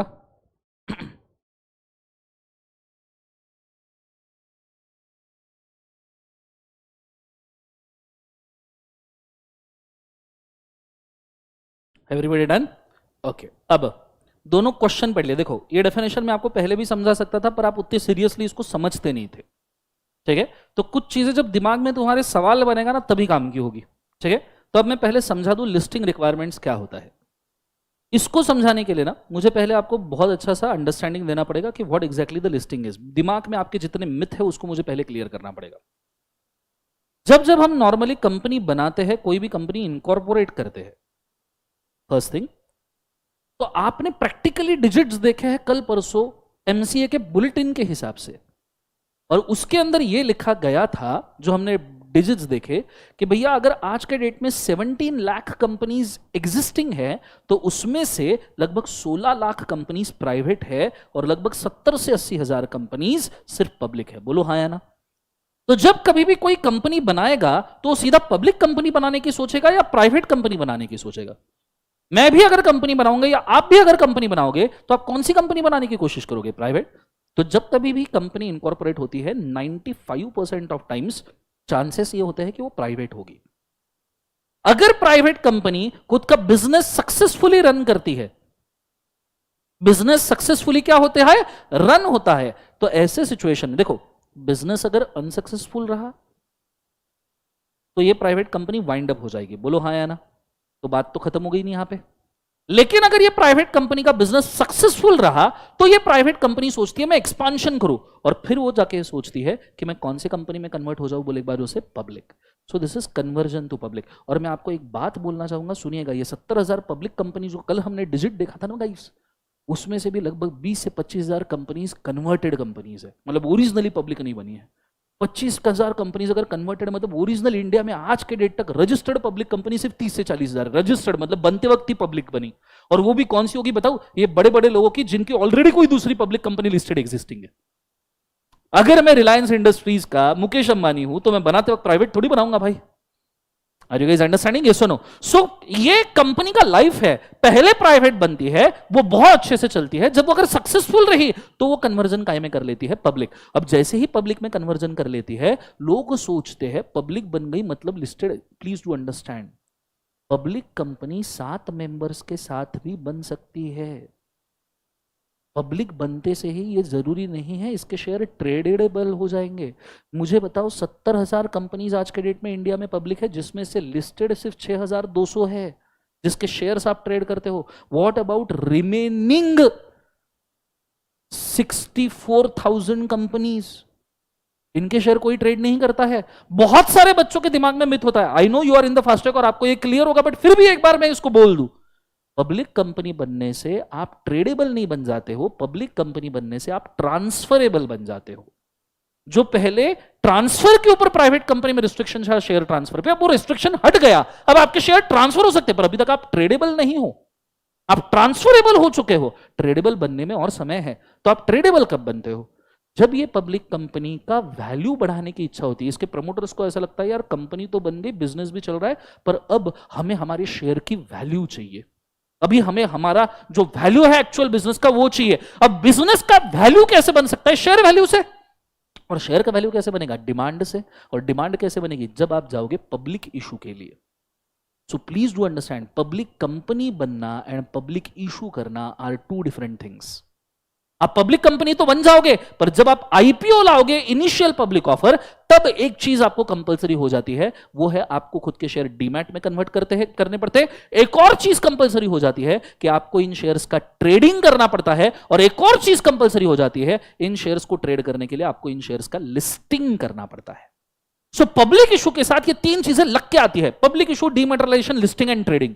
ये होना ही है, ऐसा नहीं हो सकता कि आप पब्लिक इशू कर रहे हो और आप डीमैटेरियलाइजेशन, लिस्टिंग, ट्रेडिंग ना करो। इंडिया में अलाउड नहीं है। सेबी बोलता है तुम पब्लिक इशू कर रहे हो तो डीमैटेरियलाइजेशन कंपलसरी है, लिस्टिंग कंपलसरी है, ट्रेडिंग कंपलसरी है, अदरवाइज पब्लिक का पैसा कभी भी ठप हो जाएगा, और पब्लिक के पैसे के साथ सेबी रिस्क नहीं ले सकता, security exchange board of India. इसीलिए पब्लिक कंपनी बनना और पब्लिक इशू करना, इसमें डिफरेंस है। पब्लिक कंपनी अनलिस्टेड भी हो सकती है, पब्लिक कंपनी स्टॉक एक्सचेंज के ऊपर हो सकता है, लिस्टेड नहीं होगी, या अनलिस्टेड भी हो सकती है। लेकिन आप जब पब्लिक इशू करते हो तो लिस्टिंग ये लग के आता है। बिना लिस्टिंग का पब्लिक इशू पॉसिबल ही नहीं है, बिना डीमैटेरियलाइजेशन का पब्लिक इशू पॉसिबल नहीं है, बिना ट्रेडिंग का पब्लिक इशू पॉसिबल नहीं है। Are you guys understanding? जोर से बोले यस और नो। अब ये चीज मैं आपको पूरे तरीके से बोल रहा हूं इक्विटी शेयर्स के लिए। काय के लिए बोल रहा हूं? बोले एक बार उसे इक्विटी। पर ये चीज पब्लिक कंपनी इक्विटी के लिए करती है, पर प्राइवेट कंपनी ये डेट इंस्ट्रूमेंट्स के लिए भी कर सकती है, जैसे डिबेंचर्स। ये जो मैंने आपको प्रोसेस बोला, ये तो इक्विटी शेयर्स के लिए बोला, पर ये चीज कोई भी कंपनी, पब्लिक प्राइवेट, ओपीसी छोड़ के, ऑब्वियसली पब्लिक प्राइवेट कोई भी कंपनी डेट इंस्ट्रूमेंट्स के लिए भी कर सकती है। और ऐसे सिचुएशन में आप डेट इंस्ट्रूमेंट्स के लिए भी लिस्टेड हो सकते हो। जैसे मैंने मेरे कंपनी के डिबेंचर्स इशू कर दिए और मैंने उसको लिस्ट कर दिया, ट्रेड करो डिबेंचर। अब प्रॉब्लम यह है डिबेंचर का वैल्यू फिक्स होता है, इस वजह से उसको कोई ट्रेड नहीं करता। कौन ट्रेड करे? तुम्हें बताओ, ये डिबेंचर के ऊपर 8% इंटरेस्ट मिलने वाला है, कंपलसरी, खत्म। ट्रेड करोगे कह रहे? अच्छा, रीपेमेंट के लिए भी कंपनी के पास जाओगे तो भी 8% इंटरेस्ट मिलेगा, और तो भी डिबेंचर का 10 रुपए का वैल्यू है, फेस वैल्यू वही मिलेगा ना वापस। तो ट्रेड कौन करना चाहेगा? तुम शेयर ट्रेड इसलिए करते हो क्योंकि तुमको कैपिटल एप्रिसिएशन चाहिए। Is it very clear? पर डिबेंचर्स या डेट इंस्ट्रूमेंट्स भी आपके लिस्ट होते हैं। इसलिए मैंने कल आपको बोला था डेट ओरिएंटेड म्यूचुअल फंड्स भी होते हैं। ऐसे म्यूचुअल फंड आप गूगल पे सर्च करना, डेट ओरिएंटेड म्यूचुअल फंड। आप उस म्यूचुअल फंड को पैसा दो, वो इक्विटी शेयर में डालता ही नहीं है, वो डालेगा डेट इंस्ट्रूमेंट में, डिपॉजिट में, डिबेंचर में, वहां से फिक्स्ड इनकम लाके आपको देगा। उसका रिटर्न 7-8% से ज्यादा नहीं जाता। Are you guys understanding? Is it very clear? अब ये पूरा जो क्वेश्चन आपने 2 पढ़े, ये इस डेट इंस्ट्रूमेंट के ऊपर है, और ये इक्विटी शेयर्स के ऊपर है कि लिस्टिंग कैसे होगा। अब मैं आपको एक और चीज बोल दूं, जब भी आप इक्विटी या डेट इंस्ट्रूमेंट दोनों इशू करने की कोशिश करते हो, ये 2 तरीके से इशू हो सकता है। ये कितने तरीके से इशू हो सकता है? 2। एक तो आप इसको प्राइवेट प्लेसमेंट बेसिस पे इशू कर सकते हो, या आप इसको पब्लिक इशू में कन्वर्ट कर सकते हो। आप इक्विटी इशू करो या डिबेंचर इशू करो, 2 तरीके से कर सकते हो। एक तो प्राइवेट प्लेसमेंट, नहीं तो पब्लिक इशू। मैं हूं नया इनोवेटर, एक शार्क टैंक वाला एक किस्सा बोलता हूं आपको 1 मिनट के लिए, इससे आपका नॉलेज बनेगा, और नॉलेज के ऊपर कंसेप्ट की बिल्डिंग बनेगी तो ऑटोमेटिकली याद हो जाएगा। शार्क टैंक में एक बंदा था जिसने वुमन सैनिटरी पैड से, मतलब जो डिस्पोज्ड वुमन सैनिटरी पैड है, जो बायोलॉजिकल मतलब हैजार्ड्स बनते हैं, उससे उसने रीपैकिंग मटेरियल बनाया। खुद के घर से उसने खुद का 1 आध करोड़ रुपए लगाया, गवर्नमेंट से ग्रांट लिया 70 लाख का, और एक ऐसा मशीन बनाया जो पूरे बायोलॉजिकल वेस्ट को कन्वर्ट करके पैकिंग मटेरियल्स बनाए शिपमेंट्स के लिए।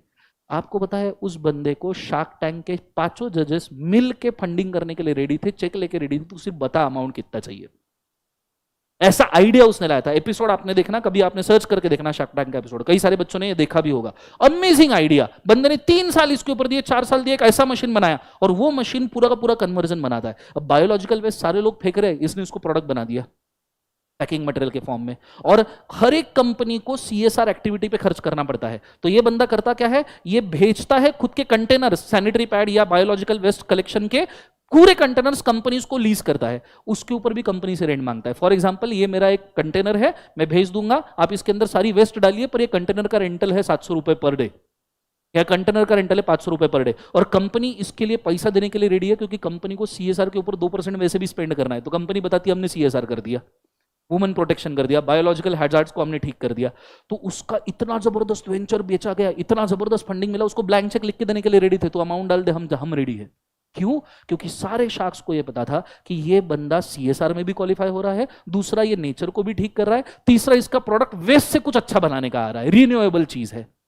इसलिए सारे ब्लैंक चेक लेके खड़े थे, तू ले ले भाई जितना पैसा चाहिए। Is it very clear? अब मुझे बताओ, आप शार्क टैंक में गए और आप ये पैसा उठा रहे हो, ये पब्लिक इशू कर रहे हो, प्राइवेट प्लेसमेंट कर रहे हो? कि अगर आपने प्राइवेट प्लेसमेंट कर दिया, कल जाके शार्क्स चाहते हैं कि शार्क्स ने इसके अंदर समझो 10 करोड़ रुपए डाले, वो बंदे को 10 करोड़ दिए, अब कल शार्क्स इसका वैल्यू क्रिएट करना चाहते हैं, इसलिए इस शेयर को लिस्ट कर रहे हैं किसी स्टॉक एक्सचेंज पे।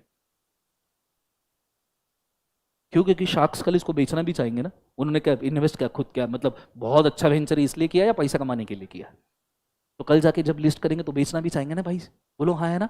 अब सवाल ये है, क्या ऐसे कंपनी ने जिसने प्राइवेट प्लेसमेंट किया है, इसको हम लिस्टेड कंपनी मानते हैं क्या?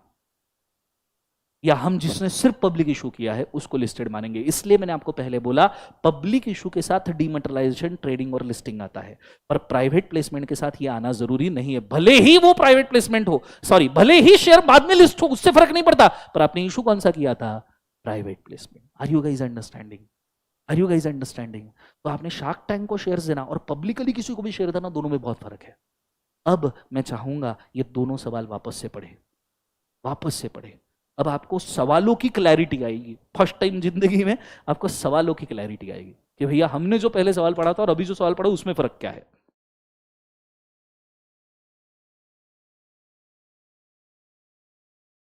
कौन से टाइप की सिक्योरिटीज है वो छोड़ दो, किस वे में इशू किया है उसके ऊपर फोकस करो।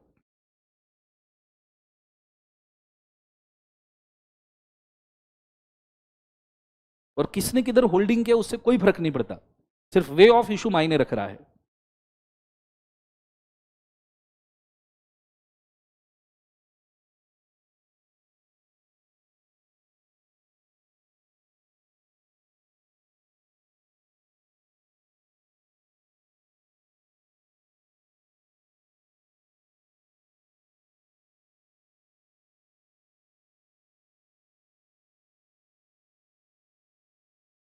समझ में आया क्वेश्चन? अभी अब क्वेश्चन समझ में आया। अब मुझे एक सवाल का जवाब दो, क्या कहीं पे भी पब्लिक इशू का जिक्र किया था? क्या कहीं पे भी पब्लिक इशू का जिक्र किया था? नहीं। तो कहीं पे भी लिस्टिंग का जिक्र आएगा क्या? अगर पब्लिक इशू ही नहीं है तो क्या मैं इसको लिस्टेड मानूं? तो ये सारे अगर प्राइवेट प्लेसमेंट में है तो मैं इनको क्या लिस्टेड कंपनी मानूं? लॉजिकली बोलना, क्या मानना चाहिए? मैंने अगर शार्क टैंक वालों को शेयर दिए, उन्होंने बोला होगा कि लिस्टेड ऑन सी, ये कंफ्यूजन करने के लिए दिया है भाई, जो दिया है ना कि शेयर लिस्ट किए, कुछ भी लिखा होगा यहां पे कि लिस्टिंग, एक आधा वर्ड यहां पे ऐड कर दिया होगा लिस्टिंग, या देखो नीचे के क्वेश्चन में हो सकता है इशूड इन द टर्म्स, ये देखो has listed it's non convertible debentures, पर आगे वर्ड क्या यूज किया है? Private placement. भाई तुमने जब प्राइवेट, ये लिस्टेड तो बाद में हुआ ना, वो तो शार्क टैंक वालों ने लिस्ट किया कि मेरे शेयर बेच दे भाई, पर तुमने इशू का पब्लिक इशू में किया था, प्राइवेट प्लेसमेंट में किया था, तो क्या इसको लिस्टेड मानेंगे? अब लॉजिकली बताओ, अगर प्राइवेट प्लेसमेंट लिखा है तो क्या ये लिस्टेड हो सकता है? मैंने अगर दिया, जो हमारी शार्क टैंक वाले उसमें से 2-3 लोग, अमन, कौन कौन है वो, अमन गुप्ता, मैंने अगर अमन गुप्ता को शार्क टैंक में शेयर्स दिए तो क्या मैं इसको लिस्टेड मानूं? कह रहे हाँ, अमन गुप्ता बाद में उसको स्टॉक मार्केट पे लिस्ट करेगा और खुद का सेल आउट करेगा, वो बात अलग है। मैंने क्या किया था? Private placement. तो क्या मैं इसको लिस्टेड मानूं? क्या लॉजिकली क्या प्राइवेट प्लेसमेंट में लिस्टिंग आना चाहिए? जो जोर से बोलो, आना चाहिए? नहीं। अब ये अगर आपका लॉजिक क्लियर है ना, तो अब मैं आपको बोल सकता हूं कि आपको लिस्टेड कंपनी का डेफिनेशन समझ में आएगा। अब आपको लिस्टेड कंपनी का डेफिनेशन समझ में आएगा, इसके पहले समझना बहुत मुश्किल था। अब जरा गौर से पढ़िएगा, ठीक है। According to rule 2A of the company specification of definition of detail rules, rules के हिसाब से हम बात कर रहे हैं, ऐसा ही नहीं हवा में। ये रूल्स बहुत सारे बच्चे पढ़ते भी नहीं है, सिर्फ definition listed company. Listed company की डेफिनेशन क्या है? The company whose shares are listed on the stock exchange. एक लाइन में खत्म है, क्या फायदा इसका? इसलिए रूल्स को देखना जरूरी है। According to definition specification rules 2014 the following classes of companies shall not be considered as listed company. नीचे दिए गए कंपनीज को हम लिस्टेड कंपनीज का दर्जा नहीं देते। कौन सी companies? Public companies which have not listed their equity shares on recognised stock exchange. ऐसी पब्लिक कंपनी जिसने खुद के equity share recognised stock exchange पे नहीं डाले, उसको आप लिस्टेड मत बोलो। साथ में बट हैव लिस्टेड देयर, अगर उन्होंने इक्विटी शेयर लिस्ट नहीं किए हैं पर उन्होंने डेट इंस्ट्रूमेंट प्राइवेट प्लेसमेंट पे जो दिए थे वो लिस्ट किए हैं, non convertible redeemable preference shares जो प्राइवेट प्लेसमेंट बेसिस पे दिए थे वो लिस्ट किए हैं, या बोथ कैटेगरीज लिस्ट किए। मतलब आप देखो, ओरिजिनल इक्विटी शेयर आपके लिस्टेड नहीं है, आपने डेट इंस्ट्रूमेंट लिस्ट किया है या non convertible preference share list किया है, वो भी कौन से? जो आपने प्राइवेट प्लेसमेंट बेसिस पे इशू किए थे वो लिस्ट किए। उल्लू बना रहे हो क्या? बात सीधी है ना भाई, उल्लू बना रहे हो क्या? आपको लिस्टिंग का डेफिनेशन क्या पूछा था? इक्विटी शेयर स्टॉक एक्सचेंज पे लिस्टेड चाहिए। आपने क्या किया? दिया अमन गुप्ता को, आपने दिया वो शुगर वाली, I am out of this, I am not understanding the concept, yes और नो, आपने उसको दिया। और आप बोल रहे हो कि ये शेयर आप स्टॉक मार्केट पे डाल दो, तो क्या वो लिस्टिंग माना जाएगा क्या?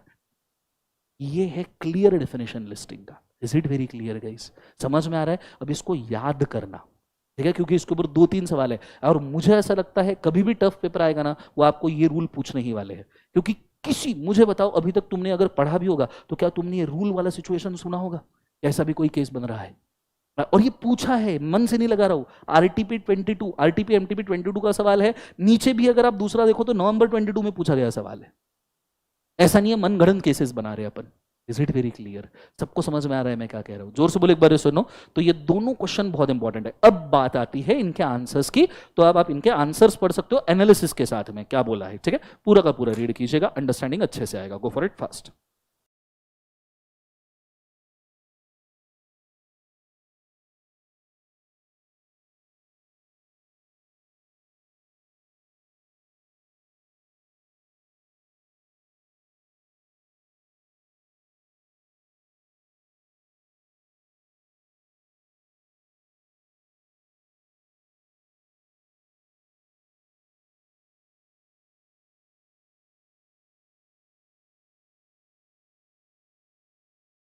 जी,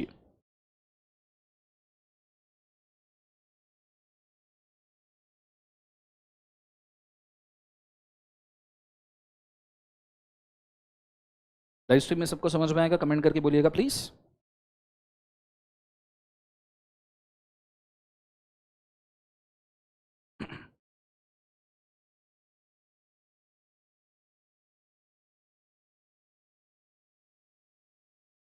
ट्रैक करूं?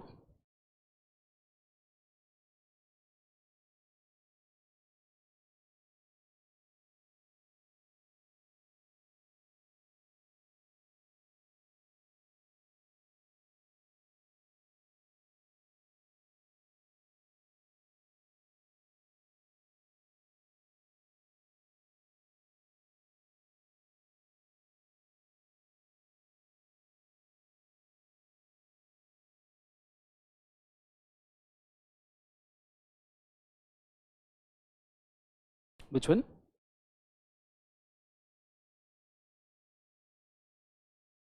ओके, रिकॉग्नाइज स्टॉक एक्सचेंज के अंदर अगर आपके शेयर्स नहीं है पर जुरिसडिक्शनल स्टॉक एक्सचेंज पे लिस्टेड है तो भी उसको लिस्टिंग नहीं माना जाए। अच्छा, जुरिसडिक्शनल स्टॉक एक्सचेंज पता है आपको?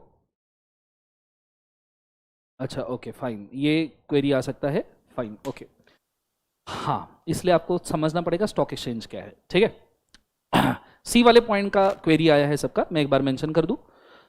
जब आपके equity share recognised stock exchange के ऊपर लिस्टेड होते हैं तो ही आपको लिस्टेड मानते हैं। और इंडिया में रिकॉग्नाइज और डी रिकॉग्नाइज दोनों स्टॉक एक्सचेंज एग्जिस्ट करते हैं। रिकॉग्नाइज स्टॉक एक्सचेंज मतलब government affiliated stock exchange, government बोलता है ये अच्छे है, it is as good as ISI mark. समझ में आ रहा है? ये सर्टिफिकेशन टाइप्स है। गवर्नमेंट ने बोल दिया स्टॉक एक्सचेंज भारी है तो भारी है, ठीक है, फिर लोगों का भरोसा भी आएगा ना भाई। मुझे बताओ, गवर्नमेंट ने बोला ए वाला स्टॉक एक्सचेंज मस्त है और बी वाले को हम नहीं जानते, तुम कहां इन्वेस्ट करोगे? बात खत्म। Is it? अब आपको शायद नहीं पता पर इंडिया में 25 स्टॉक एक्सचेंज है, 35, आई एम वेरी सॉरी 35, जिसमें से 8 स्टॉक एक्सचेंज हार्डली रिकॉग्नाइज्ड है एंड लगभग 27 स्टॉक एक्सचेंज डी रिकॉग्नाइज्ड है। मैं एक बार आपको लिस्ट दिखा दूं तो आपको ये पॉइंट भी समझ में आएगा, ठीक है। सो बोर्ड के ऊपर सिर्फ फोकस करना,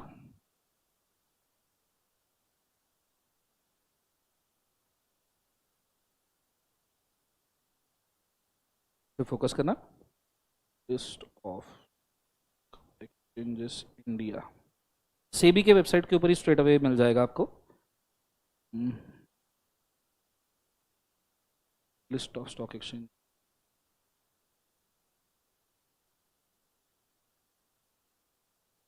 ये ट्राई करते हुआ नहीं, ये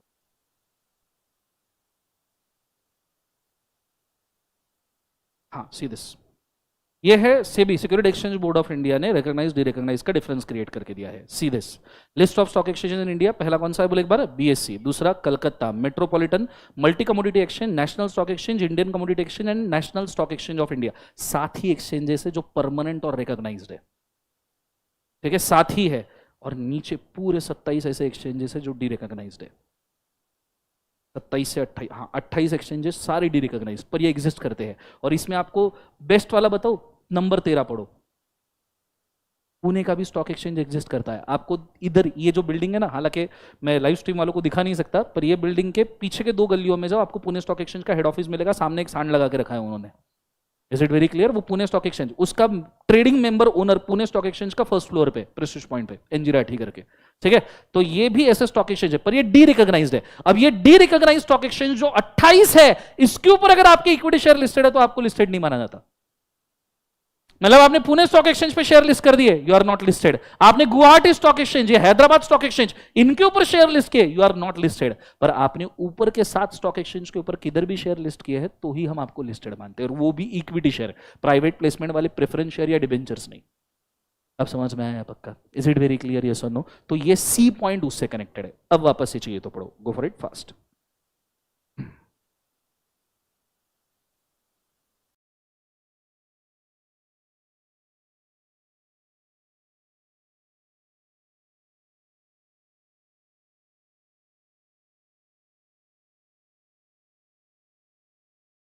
डी रिकॉग्नाइज स्टॉक एक्सचेंज में लोग ट्रेड क्यों करते हैं?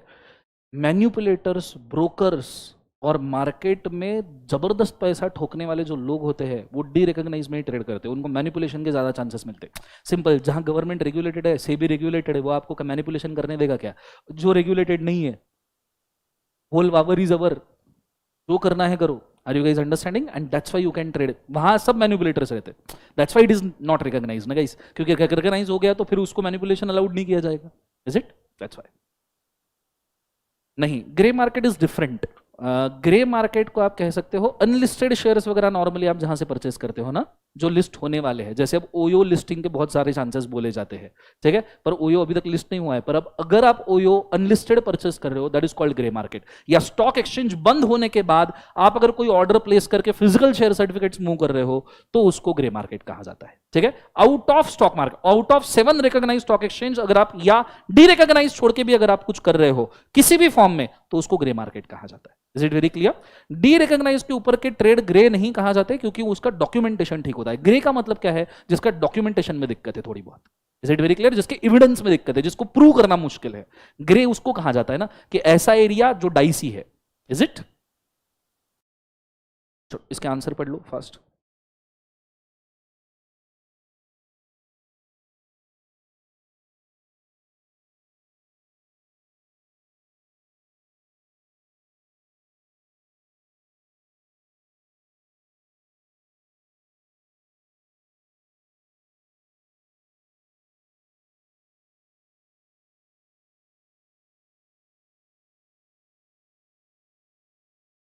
आंसर समझ में आ रहा है अभी?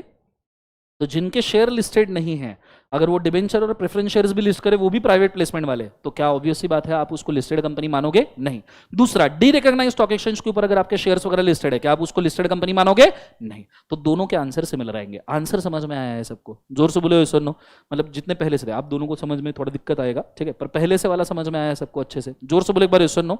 आइडिया क्लियर है? यस और नो। चलो अब मैं जा रहा हूं अगले सवाल के ऊपर, बहुत अच्छे तरीके से ध्यान दीजिएगा। Next question, again a bit important question. ये वाला डेफिनेशन भी हमारा पेंडिंग है, हालांकि ये डेफिनेशन में आपका शेयर कैपिटल डिबेंचर चैप्टर में लेने वाला था, बट ठीक है, एक बार रीड कर लो, वहां वापस ले लेंगे, ठीक है, क्योंकि क्वेश्चन आयर में आया है तो पढ़ लेंगे एक बार, सब जन साथ साथ में पढ़ेंगे। 1 2 3 बोलो क्या है? Every share holder of the company is also known as a member, while every member may not be considered as a capital. एक बाजू से शेयर होल्डर, क्या ये सही है गलत है? Every share holder is a member, while every member is not a share holder. उल्टा है, सीधा है, सही है, गलत है? हर शेयर होल्डर मेंबर होता है? नो कि yes? No sir, yes sir. क्या होता है बोलो? Every share holder is a member, ये सेंटेंस सही है, या every member is a share holder ये सेंटेंस सही है? सोच के बोलना। Every share holder is a member is right, और every member is a share holder is right?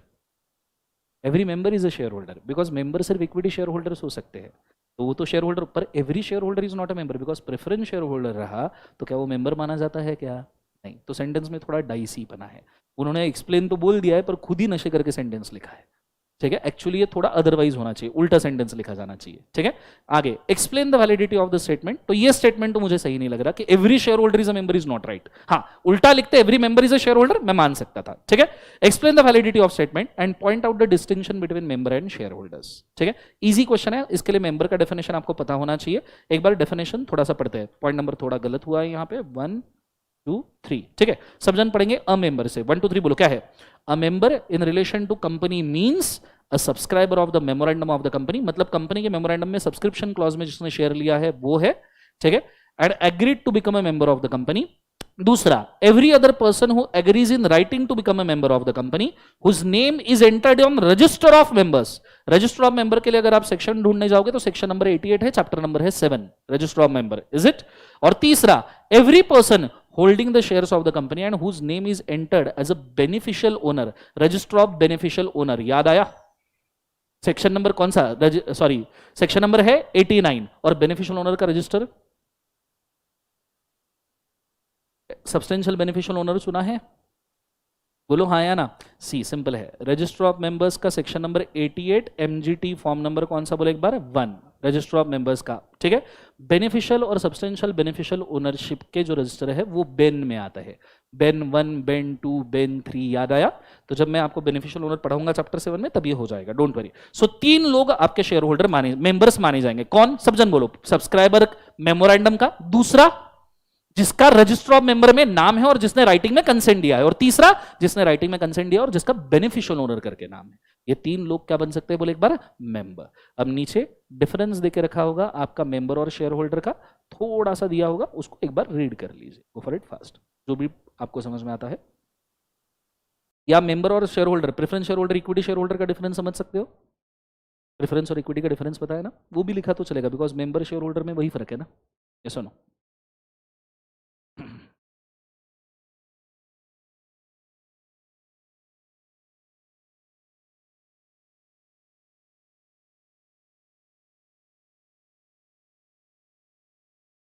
समझ में आ रहा है गाइस सबको? बोलो हाँ या ना। थोड़ा आज का कंटेंट हेवी लगेगा, बिकॉज ऐसे डेफिनेशन है जो प्रोबेबली आपने पहले देखे नहीं होंगे, ठीक है। इस वजह से इनको थोड़ा सा हेवी, पर एग्जाम में पूछे इसलिए लेना जरूरी है। अब देखो, ये वाला सवाल नवंबर 05 में पूछा गया था, आर यू गाइस अंडरस्टैंडिंग? तो ऐसे भी सवाल आ रहे हैं। अब यहां से आपको थोड़ा सा ठीक ठीक ठीक ठीक लगना शुरू हो जाएगा, बिकॉज यहां से सारे डेफिनेशन हमने पढ़े हैं, ठीक है। आ जाओ, पहले तो इसको पढ़ते हैं अच्छे से, ये वाले सवाल। अच्छा, पिछले दोनों समझ में आए? ओके, एक बार मुझे दोनों डेफिनेशन बोल दो। लिस्टेड कंपनी में रूल नंबर कौन सा था? 2A, ठीक है। और 2A के अंदर बोला क्या गया था कि कौन सी कंपनी को लिस्टेड नहीं माना जाएगा? पहला तो जिसके equity shares recognised stock exchange के ऊपर लिस्टेड नहीं है। इक्विटी शेयर और रिकॉग्नाइज्ड स्टॉक एक्सचेंज दोनों टर्म लिखना जरूरी है। लिस्टेड नहीं है, हालांकि अगर उसने प्राइवेट प्लेसमेंट में डिबेंचर इशू किया और वो लिस्टेड है तो भी उसको लिस्टेड माना नहीं जाएगा। उसने प्राइवेट प्लेसमेंट में प्रेफरेंस शेयर इशू किया है तो भी उसको लिस्टेड माना नहीं जाएगा। और जिस कंपनी के equity share derecognise stock exchange के ऊपर है, डी रिकॉग्नाइज, उसे भी लिस्टेड माना नहीं जाएगा। Are you guys understanding? दूसरा मेंबर का डेफिनेशन पढ़ा। मेंबर के डेफिनेशन कौन सेक्शन में? एम पर से डेफिनेशन है। कौन सा सेक्शन है? 2, सबसेक्शन नंबर कौन सा? 55। याद रखने के लिए आसान, ठीक है। तो क्या क्या आता है मेंबर में? सबसे पहला सब्सक्राइबर, ठीक है। दूसरा रजिस्टर ऑफ मेंबर में जिसका नाम है और जिसने राइटिंग में कंसेंट दिया, राइटिंग में कंसेंट भूलने का नहीं, ठीक है, वो लिखना जरूरी है। और तीसरा बेनिफिशियल ओनर में जिसका नाम है और जिसने राइटिंग में कंसेंट दिया है। Is it very clear? दोनों डेफिनेशन समझ में आए? पक्का जोर से बोलो सुनो। मैं स्क्रीनशॉट्स इसके शेयर कर दूंगा, हालांकि आपके बुक में भी दिए हुए होंगे, ठीक है। अब जाते हैं अगली चीज के ऊपर, आदित्य वाला। रेडी? सब जन साथ साथ में सवाल पढ़ेंगे। ओपीसी का सवाल है, बहुत सिंपल है। 1 2 3 बोलो क्या है? Mister Aditya had incorporated a one-person company 7 July 2021. Mr. Yash was named as a nominee in the memorandum of the said one-person company. Now, Mr. Aditya, considering the perpetual nature of the company, desires to appoint ABC Private Limited as a nominee instead of Mr. Yash. हो सकता है क्या? आदित्य की OPC थी, आदित्य की OPC में उसका बच्चा यश नॉमिनी था, अब वो यश को नॉमिनी हटा के प्राइवेट कंपनी को नॉमिनी बनाना चाहते हैं। बना सकते हैं क्या? ओपीसी में चलता है क्या? स्टेटमेंट था कल मॉड्यूल का, स्टेटमेंट मैंने आपको दिखाया था। क्या स्टेटमेंट था? Only a natural person who is not a minor but citizen of India whether resident और नॉट। याद आया? वही बंदा सिर्फ ओपीसी में मेंबर और क्या बन सकता है? नॉमिनी। और अगर आपको सिटीजन का, रेसिडेंट का मतलब चाहिए कितने दिन? 120 डेज। पर क्या ये मैंडेटेड है 120 डेज? नहीं, ये क्या है? रिकमेंडेड। समझ में आ रहा है पक्का सबको? जोर से बोलो सुनो। देखो नीचे आंसर सेम है, ये तो बहुत आसानी से टैकल हो जाएगा। सेक्शन कौन सा है ओपीसी का? 262। बहुत बढ़िया।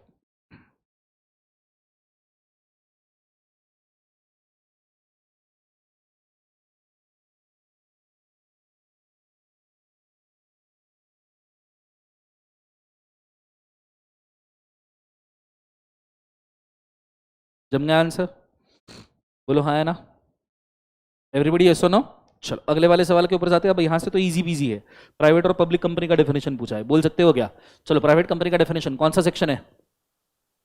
2 सबसेक्शन नंबर 68। एक बार डेफिनेशन बोलो। Private company means a company having a paid up share capital as may be prescribed and who by its article of association. तीन चीजें, पहला restriction on transfer of share, दूसरा limit the number of members to 200। उसमें भी joint holding is calculated as 1। Present past employ shall not be counted and invitation to public is not allowed. Are you guys understanding? Yes और no? बोलो हाँ है ना? Public का definition क्या है? Public company we having a paid up share capital as may be prescribed but which is not a private company having minimum members 7. A subsidiary of a public company which is a private company is also considered as a deemed public company. दोनों definition याद है, आराम से लिख पाओगे guys? चलो अगला question, define a private company again. लिख पाओगे आराम से? अच्छा, यहाँ एग्जाम्पशंस ऑफ प्राइवेट कंपनी भी पूछा है कि कंपनीज एक्ट में प्राइवेट कंपनी के कितने एग्जाम्पशन है, और यहाँ मैंने लिस्ट भी दिया है, पर ये लिस्ट तुमको समझ में ही नहीं आएगी जब तक तुम पूरा सिलेबस नहीं पढ़ते। Are you guys understanding? और उसमें तो कुछ कुछ सीए फाइनल के एग्जाम्पशन देके रखे। इंस्टीट्यूट ने ये सवाल इंटर पे क्यों पूछा, मैं आज तक क्वेश्चन मार्क में हूँ, ठीक है। आप देखो ना, 177 नंबर का section CA final, 149 section CA final, 165 section CA final, 178 section CA final, सारे इंस्टीट्यूट ने सीए फाइनल के आंसर देके रखे। ये नहीं होना चाहिए, पर एक आधा ऐसा हादसा आपके साथ हो सकता है, तो रेडी रहिए, क्योंकि किसने प्रॉमिस किया कि आउट ऑफ सिलेबस नहीं पूछेंगे? वो तो इंस्टीट्यूट का फोर्टे है अपने। Is it? वही तो उनका मेन काम है कि क्वेश्चन 1 पूछो और क्वेश्चन 1 में कंपलसरी पहला आउट ऑफ सिलेबस दे दो कि जो पढ़ के नहीं आया वहीं से वापस चला जाए। समझ में आ रहा है सबको? हाँ है ना? नेक्स्ट वन, अगला वाला। अब ये सवाल बहुत काम का है, बहुत अच्छे से पढ़िएगा। रेडी? 1 2 3 सब जन साथ में 1 2 3 बोलो क्या है? ऐसे 5-6 सवाल है, देखो एक ही बार में दिखा दूं। ये 1, ये 2, नीचे और आएगा, ये देखो नंबर ऑफ मेंबर्स 3, ठीक है, आगे भी होगा calculation of number of members. 3-4 बार तो मिनिमम पूछा गया है, ठीक है। तो सवाल बहुत अच्छे से टैकल करना। आ जाइए, let's go. Sparkle Infotechs limited was registered public company having 76 members in a company as stated below. Private company 2 subsection 68 का पॉइंट नंबर 2 के provisos joint holding and employ shall not be counted के ऊपर सवाल पूछा है। देखते से ही समझ में आना चाहिए। Director and their relatives 36, employees 12, ex-employees 8, 7 couples holding jointly in the name of husband and wife, 7 दूने 14, 14 लोग बोले हैं एंड अदर्स 6। अब नीचे पूछा है टोटल नंबर ऑफ मेंबर्स 76 है, फिर पूछा है क्या प्राइवेट कंपनी के नंबर ऑफ मेंबर कितने। हालांकि उन्होंने कन्वर्जन का सवाल पूछा है, पर कन्वर्जन आपका हुआ नहीं, तो आप फिलहाल से मेंबर कैलकुलेट करके बताइए कितने माने जाएंगे, बताओ जरा। Everyone please calculate. ओके, सबसे पहले डायरेक्टर और उनके रिलेटिव्स काउंट करें क्या? 36। डायरेक्टर्स एम्प्लॉइज नहीं होते, एम्प्लॉइज मतलब जो लोग पेरोल पे होते हैं, डायरेक्टर्स का कॉन्ट्रैक्ट होता है, पेरोल नहीं होता है, ठीक है। तो 36 डायरेक्टर्स और एम्प्लॉइज को मेंबर माने, डायरेक्टर्स एंड रिलेटिव्स को मेंबर माने। क्यों डायरेक्टर और रिलेटिव को मेंबर क्यों नहीं माने? उन्होंने शेयर होल्ड किए हैं, मानना चाहिए, क्या दिक्कत है? एम्प्लॉय थोड़ी है, सी एम्प्लॉय रहते तो दिक्कत रहता ना। ये देखो ऐसी चीजें कंफ्यूजन करने के लिए डालते ना, हो गया कंफ्यूज। क्या डायरेक्टर पेरोल पे होते हैं? सब जन बोले पेरोल पे होते हैं, नहीं तो क्या वो एम्प्लॉइज है? डायरेक्टर का कॉन्ट्रैक्ट होता है, तो प्रोफेशनल्स है। और हमने रिस्ट्रिक्शन किस पे लगाया है? एम्प्लॉय या प्रोफेशनल्स पे? एम्प्लॉइज पे। प्रोफेशनल पे रिस्ट्रिक्शन है क्या? नहीं। तो इन्हें मेंबर मानना चाहिए नहीं मानना चाहिए? हाँ। तो डायरेक्टर रिलेटिव 36 काउंट करने चाहिए, यस। दूसरा एम्प्लॉइज 12 काउंट करने चाहिए, नहीं, तो अभी भी डिजिट 36 है। तीसरा एक्स एम्प्लॉइज कितने? 8, क्या मानने चाहिए? नहीं, ठीक है। शेयर होल्डिंग है ना उनका पहले से, is it no? 7 couple holding jointly, total 14 माना है, 7 ही मानेंगे, तो 36 + 7 कितना हुआ? 43। 43 और अदर्स कितना? 6, कितना हुआ? 49 आना चाहिए total number of members, right? क्या हम ये कैलकुलेट कर सकते हैं? Yes, 49 is a right answer. Institute ने भी 49 दिया है, पर लिखोगे कैसे? That is a question. तो नॉर्मली जब ऐसा सवाल आए तो ऐसे लिखना चाहिए। पहले प्रोविजन में आपने डेफिनेशन पूरी प्राइवेट कंपनी की लिखनी चाहिए, और जहां पे भी लॉ के पेपर में कैलकुलेशंस आए, डिविडेंड चैप्टर में कैलकुलेशन आएंगे, फेमा में कैलकुलेशन आएंगे, ठीक है, शेयर कैपिटल में कैलकुलेशन आएंगे, ये सारे चैप्टर जहां पे भी कैलकुलेशन आएंगे आपने टेब्यूलर फॉर्म में ही लिखना चाहिए, ठीक है। अब ये एक्सप्लेनेशन का पार्ट हुआ, इसके ऊपर प्रोविजन जो है मैं आपको जब फॉर्मेट एक्सप्लेन करूंगा आपको आइडिया आएगा। प्रोविजन में आप डेफिनेशन लिखोगे, एक्सप्लेनेशन में पूरा ब्यौरा लिखोगे, और नीचे आंसर आप सेपरेटली लिखोगे, जिसमें आप लिखोगे total number of members are 49, so such a company can be considered as a private company. Is it very clear? सबको समझ में आ रहा है? मैं इसका भी स्क्रीनशॉट आपके साथ शेयर कर देता हूं, सो आपको दिक्कत नहीं होगी। किसी को चाहिए तो फोटो निकाल लो अभी।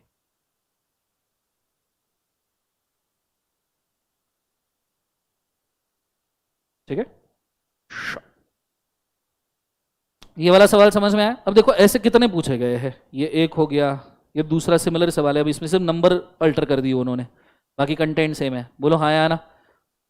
सिर्फ नंबर अल्टर कर दिया। डायरेक्टर रिलेटिव सेम है, एम्प्लॉय 26 कर दिया, एक्स एम्प्लॉय 15 कर दिया, members holding jointly 14 and other बोले 137। अब ये 200 के हिसाब से दिया है उन्होंने, ठीक है, कि 200 मेंबर्स में काउंट किया जाएगा कि नहीं, तो आराम से कैलकुलेट कर पाओगे बच्चों। तो ये आज का पहला होमवर्क है, ठीक है, फोटो खींच लो। जब आप एक आज सॉल्विंग करोगे तो ये पहली चीज आपको सॉल्व करनी है, ठीक है। फोटो खींच लो होमवर्क करके। इसका भी स्क्रीनशॉट दे दूं, नहीं तो वो भी भूल जाएंगे।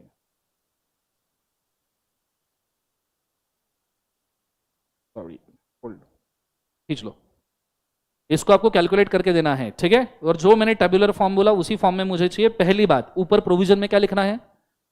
सब जन बोलो, प्रोविजन में क्या लिखना है? प्राइवेट कंपनी का डेफिनेशन। एक्सप्लेनेशन में टेब्यूलर में पूरा कैलकुलेशन, आंसर में कंक्लूड करना कितने मेंबर है और प्राइवेट कंपनी बना रह सकता है क्या। Is it very clear?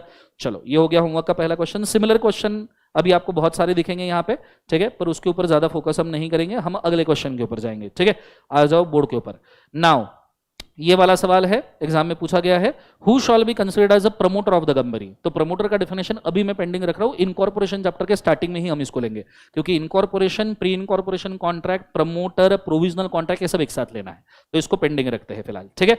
उसके अगला हाँ, ये वाला सवाल पढ़ेगा सब जन साथ साथ में, ये भी प्रमोटर, पढ़ के फायदा नहीं, वो भी प्रमोटर से रिलेटेड है, तो इसको भी पेंडिंग रखते हैं। हाँ, this was an important.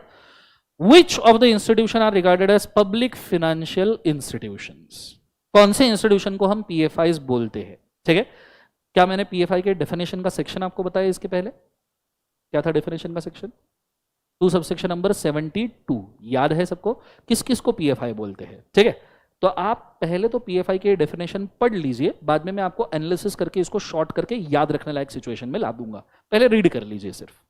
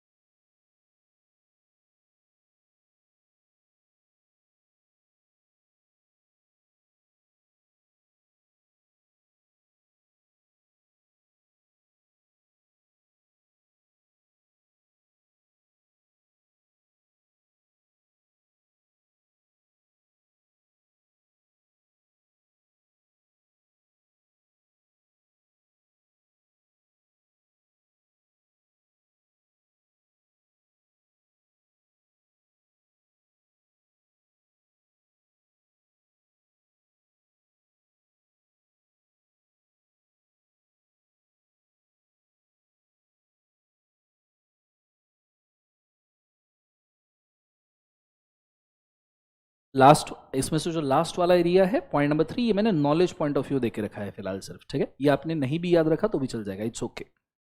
Main ऊपर का एरिया आप याद रखें, that is more important for you, ठीक है। This is for knowledge.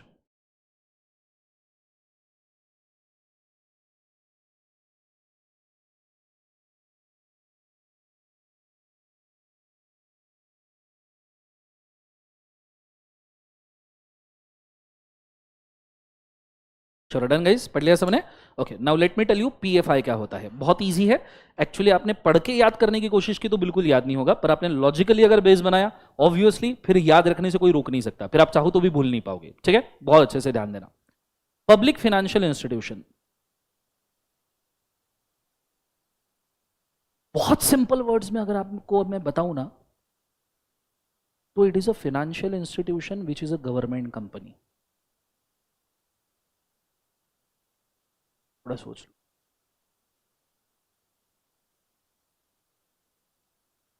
आया ध्यान में? आया ध्यान में?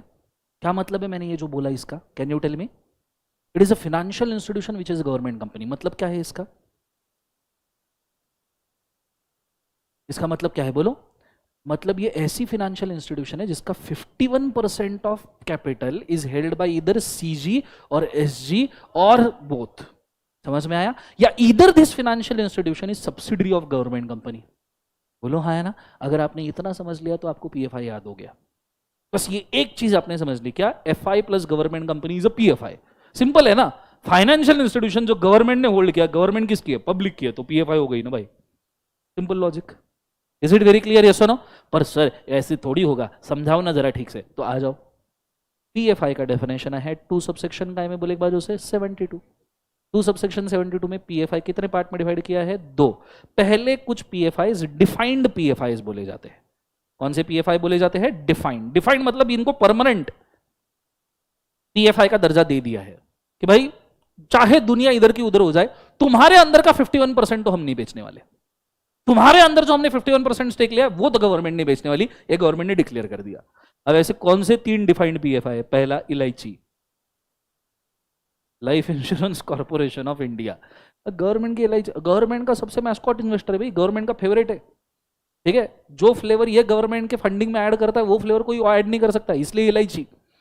Are you understanding? एलआईसी के नेट टेंजिबल एसेट्स लगभग 1.25 लाख करोड़ के होंगे।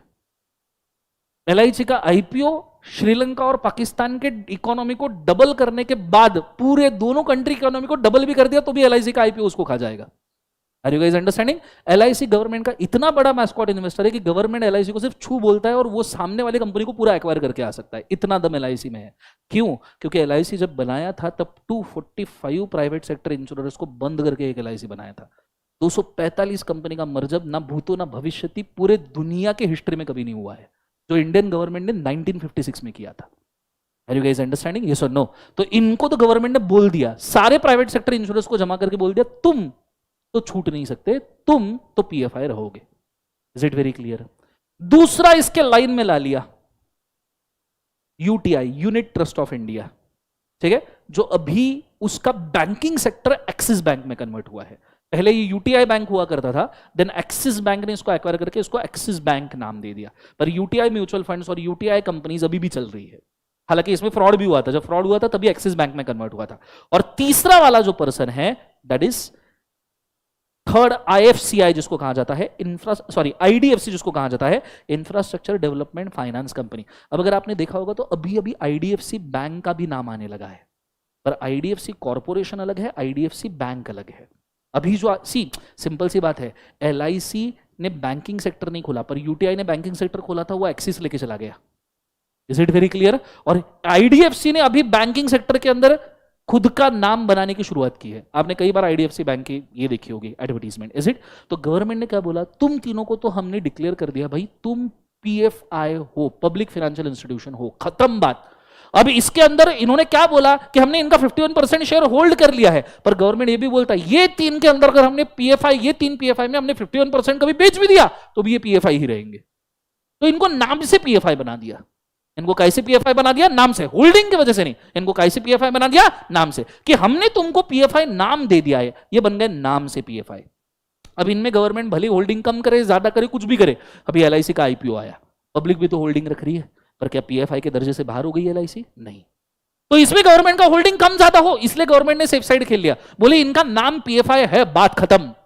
अब इनमें हम होल्डिंग रखे या बेचे या खेलते रहे, हमारी मर्जी, पर ये पीएफआई हमेशा रहेंगे। Is it very clear? समझ में आया? पक्का? जोर से बोलो एक बार, सुनो। दूसरा तरीका गवर्नमेंट ने, और अगर गवर्नमेंट को फ्यूचर में पीएफआई बनाने हैं तो फिर क्या? तो गवर्नमेंट ने क्या उठा लिया, बोले कोई भी फाइनेंशियल इंस्टीट्यूशन, जिस फाइनेंशियल इंस्टीट्यूशन का 51% of the paid up capital हम एक तो सीजी नहीं तो एसजी नहीं तो बोथ होल्ड कर लेंगे, वो ऑटोमेटिकली कन्वर्ट हो जाएगी काय में? बोले एक बार जो से पीएफआई। वो ऑटोमेटिक रूट है कि भैया हमने होल्ड कर लिया, पीएफआई बन गई। Is it very clear? सबको समझ में आया? अब अगर आप ऐसा याद रखो तो आप डेफिनेशन भूल ही नहीं सकते। सिंपल है, PFI means LIC, UTI, IDFC, and PFI includes any financial institution whose 51% of paid up capital is either held by CG, SG or both. खत्म बात। अब समझ में आया? पक्का? जोर से बोले एक बार सुनो। 1 मिनट में इसको लिख लो, छोटा सा चार्ट है तो स्क्रीनशॉट क्या देना है इसका, गो फॉर इट फास्ट।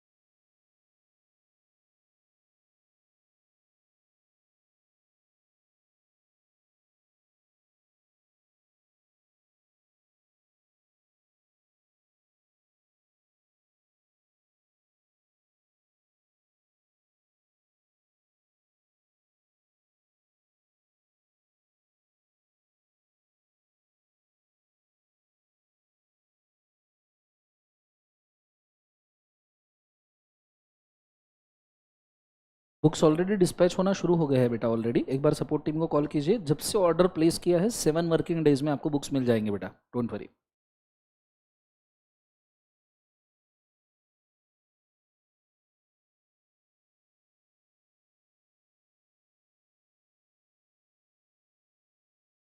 चलो हो गया पीएफआई का डेफिनेशन याद? कोई दिक्कत है इस केस में? बच्चों बोलो हाँ या ना, एवरीबॉडी यस और नो। चलो आगे बढ़ रहा हूं मैं, बढ़ू आगे, लिख लिया सबने? ओके, ये हो गया पीएफआई का डेफिनेशन खत्म। फिर उसके बाद में स्मॉल कंपनी का definition, as your favourite. Small company का मतलब क्या है? सेक्शन बोलो स्मॉल कंपनी का। 285 क्या है बोलो? Small company means a company which is not a public company. Point number 1, having paid up capital as may be prescribed which shall not be more than 50 lakh, but amount as may be prescribed which shall not be more than 10 crores, and a turnover which shall not be more than 2 crore, or amount as may be prescribed which shall not be more than 100 crore. But these companies does not include कौन सी? Holding subsidiary, statutory company, section 8 company. Is it very clear? सबसे आखिरी चीज, right now the limit for the small company for the paid up capital is 4 crore and for the turnover is 40 crore. समझ में आया? लिख पाओगे प्यार से एकदम? बोलो हाँ या ना। नीचू अगला वाला सवाल, ये ठीक से पढ़ना बिकॉज स्मॉल कंपनी में ही केस स्टडी है, ठीक है? सब जन आराम से 1 2 3 बोलो। क्या है? New private limited is a company registered under the companies act with paid up share capital of 70 lakh and turnover of 30 crore. Explain the meaning of the small company. Examine the following whether the provisions of the Companies Act. Whether a new private limited company can avail a status of small company. पहली बात. What will be your answer if the turnover of the company is 15 crore and capital of the same is 70 lakh? क्या answer लिख पाओगे? पहली बात क्या लिखोगे? ये आंसर तो आपको आ जाएगा, उसमें दिक्कत नहीं है. लिखोगे कैसे वो बताओ. पहले क्या लिखोगे आप? प्रोविजन. प्रोविजन में आप क्या लिखोगे? डेफिनेशन. एक्सप्लेनेशन में आपने पूरा कैलकुलेट करना है. ठीक है कि भैया क्या लिमिट है क्या नहीं. मुझे बताओ क्या लिमिट दी है. शिप पेड अप कैपिटल कितना है? जोर से बोलो. पेड अप कैपिटल कितना है? 70. और टर्नओवर कितना है? 30 करोड़. मुझे एक बात बताओ, डेफिनेशन की लिमिट्स लिखने के बाद हम क्या लिखेंगे? आज की लिमिट क्या है? आज की लिमिट क्या है? सब जन बोले एक बार. 4 करोड़ 40 करोड़. तो 4 करोड़ के पेड अप कैपिटल में ये आ रहा है क्या? यस. 40 करोड़ के टर्नओवर में आ रहा है क्या? यस. ऑब्वियसली आ रहा है. तो क्या ये स्मॉल कंपनी है? हाँ, आज के डेट के हिसाब से स्मॉल है, पर लिखना दोनों है.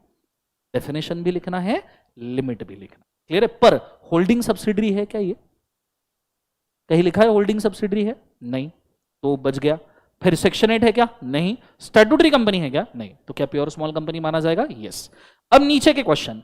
Weather a private limited company can avail status of small company. Guys, क्या प्राइवेट कंपनी स्मॉल कंपनी का स्टेटस अवेल कर सकता है? बोलो हाँ या ना. लिमिट कंप्लाई कर रहा है तो कर सकता है, लिमिट नहीं कर रहा तो नहीं कर सकता. हम कौन होते हैं डिसाइड करने वाले? अगर आप लिमिट कंप्लाई कर रहे हो, नहीं प्राइवेट कंपनी, और लिमिट कंप्लाई कर रहे हो तो कंप्लाई कर रहे हो. वही अगर प्राइवेट कंपनी 10 करोड़ के पेड कैपिटल के साथ बनी तो कैसे स्मॉल होगी भाई? Is it very clear? Small company की लिमिट न्यू या ओल्ड पे डिपेंड नहीं करती, डिपेंड करती है लिमिट क्या है. Are you guys understanding? Yes और नो? तो इसका आंसर सब्जेक्टिव रहेगा. ऐसे एकदम यस नहीं बोलने का है. इसका आंसर क्या रहेगा? सब्जेक्टिव. कि भाई अगर आप लिमिट कंप्लाई कर रहे हो तो आप हो, नहीं कर रहे हो तो नहीं हो. बात खत्म. Is it very clear? ये कंफ्यूज करने के लिए पूछा गया सवाल है. डाइसी फेंक के रख दिया. अब वो देखना चाहते हैं आप इसके ऊपर कंक्लूजन क्या देते हो. देखो बच्चों, बात को समझो. इंस्टीट्यूट को आपको सीए बनाने का है. आपको यकीन नहीं होगा पर इंस्टीट्यूट को बनाने का है. ठीक है, इंस्टीट्यूट को आपको सीए बनाने का है. बनाने का है कंफर्म. मैं बनाना, मेरे जैसा आदमी बना तो कोई भी बन सकता है. तो इंस्टीट्यूट को आपको बनाना है सीए. बात को समझो. सीए का मेन काम होता है कंसल्टेंसी. आप जॉब करोगे तो भी कंसल्टेंसी दोगे, आप प्रैक्टिस करोगे तो भी कंसल्टेंसी दोगे. ये वाले जो सवाल ऐसे आते हैं ना, ये होते हैं दो धारी तलवार. इससे ये जानना नहीं चाहते कि तुमने पढ़ा क्या है. ऐसे सवालों से ये जानना चाहते हैं कि तुम्हारा presence of mind and consulting power कितना है. अब तुमने जब सवाल पढ़ा न्यू प्राइवेट लिमिटेड का avail status of small company, तुमने 2 सेकंड सोचा होगा कर सकता है, क्या लिखूं. यहां तुम्हारे दिखाना पड़ेगा कि तुम्हारा प्रेजेंस ऑफ माइंड और कंक्लूजन पावर क्या है. यहां तुम्हें कमांड लेना पड़ेगा, क्योंकि ऐसे सवाल पूछे इसलिए जाते, एक तो तुम्हारा समय वेस्ट हो, और दूसरा तुम लिखते वक्त कतराओ. और यकीन मानना, तुम्हारा कॉन्फिडेंस लेवल ना तुम्हारे पेपर में दिखता है. क्योंकि नॉन कॉन्फिडेंट पेपर के अंदर वर्डिंग का स्ट्रक्चर ठीक नहीं होता. कई जगह पे रबिंग होता है, कई जगह पे स्क्रैचिंग होता है. इमीडिएटली पेज देख के समझ में आता है बंदा पेपर कॉन्फिडेंटली लिख रहा है या नॉन कॉन्फिडेंट. उतना ही अगर कॉन्फिडेंस में पेपर लिखो शांत दिमाग से, वो भी लिखावट के साथ पेपर में नजर आता है. और ऐसे सवाल तुम्हारा कॉन्फिडेंस तोड़ने के लिए या तुमको रास्ते से भटकाने के लिए बनाए जाते हैं, जिसका आंसर तो तुम्हें पता है पर सोचने के लिए तुम दिमाग लगा रहे हो और इस डर में लिख रहे हो कहीं गलत तो ना कर दूं. कोई फर्क नहीं पड़ता. अगर तुमने ठीक से पढ़ा है तुमने इसको लिखना चाहिए. Are you guys understanding? Is it yes और नो? नीचे, what will be your answer if the turnover of the company is 15 crore. 15 crore का टर्नओवर है. हमारी लिमिट कितनी है? 40. And paid up capital is same as 70 lakh. हमारी लिमिट कितनी है? 4. Still is a small company. बात खत्म. Is it very clear? समझ में आया पक्का? पेपर प्रेजेंटेशन के बेटर फॉर्मेट में आपको बताऊंगा. फिलहाल क्वेश्चन एंटरटेन कर लिए. फॉर्मेट्स पे हम आने वाले हैं, डोंट वरी. अब आते हैं सब्सिडरी कंपनी के ऊपर. स्मॉल हो गया. Again one more important definition, subsidiary. ठीक है, देखो कल जो पढ़ा था वो आज वापस से सब कुछ रिवाइज हो रहा है, पर समझ में भी ये आ रहा है कि इसका यूज क्या है. Are you guys understanding? और अंदर एक छोटा छोटा कॉन्फिडेंस डेवलप हो रहा होगा. हाँ ऐसा आता है, ये तो कर सकता हूँ. इज इट यस और नो? चलो नीचे, under what circumstances company can be a subsidiary company of another. सीधा डेफिनेशन पूछा है, लिख सकते हो. बोलो what is subsidiary company? A subsidiary company is a company in which holding company, point number 1, controls the composition of board of director. Point number 2, controls the more than one half of the voting powers. Is it very clear? अब ये वाला definition आपने यहां पे लिखना है, आपका answer conclude हो जाएगा। Is it very clear? अच्छा, कल सब्सिडरी के डेफिनेशन में एक चीज लिखी थी, लेयर्स ऑफ सब्सिडरी, वो रहेगी। What do you mean by layers of subsidiary? पढ़ा था कल सबने, याद है? सब्सिडरी के डेफिनेशन में लेयर्स ऑफ सब्सिडरी लिखा था ना, ठीक है? वहां एक लाइन है, तो लेयर ऑफ सब्सिडरी बोल दू। ए लिमिटेड होल्डिंग, उसका बी लिमिटेड सब्सिडरी, ये हो गया एक लेयर। ये क्या हो गया बोले एक बार जो से, एक लेयर। बी लिमिटेड का सब्सिडरी सी लिमिटेड, ये हो गया दूसरा लेयर। ऐसा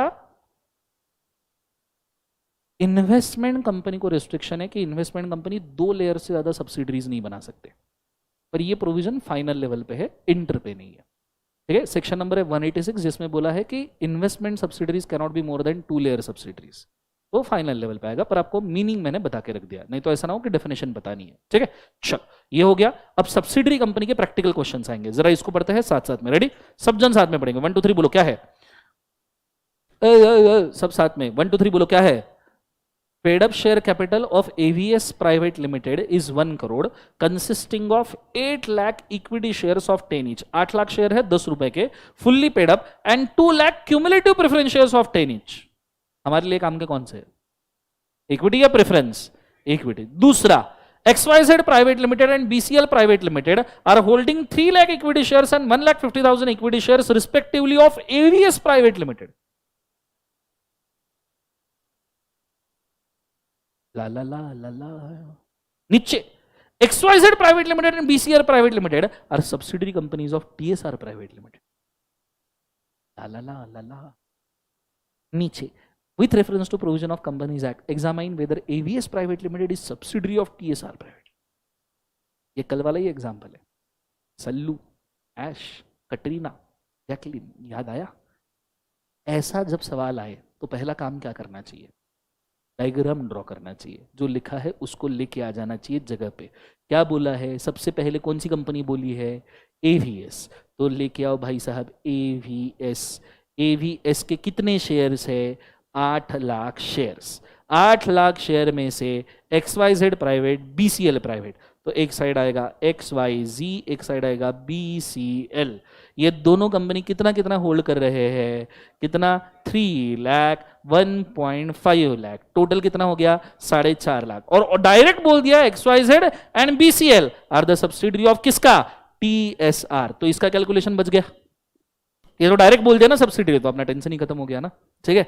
अब 3 लाख प्लस 1.5 लाख, मतलब एवीएस के 4.5 लाख इक्विटी शेयर 8 लाख में से XYZ और BCL होल्ड कर रहे हैं, जो TSR की सब्सिडरी है। तो क्या एवीएस TSR की सब्सिडरी है? बोलो। हाँ है। होल्ड थ्रू इटसेल्फ और 1 और मोर ऑफ इट्स सब्सिडरीज। कल मैंने सेंटेंस मार्क करके दिया था। क्या आंसर लिख पाओगे? कैसे लिखोगे? पॉइंट नंबर 1 प्रोविजन के अंदर क्या लिखोगे? डेफिनेशन। फिर नीचे आप क्या लिखोगे? एक्सप्लेनेशन के अंदर पूरा कैलकुलेशन कैसा है क्या है, और आंसर के अंदर कंक्लूड करना है। समझ में आया? सिमिलर सा सवाल ये वाला दिख रहा है सबको? फोटो खींच लो, आज का होमवर्क है।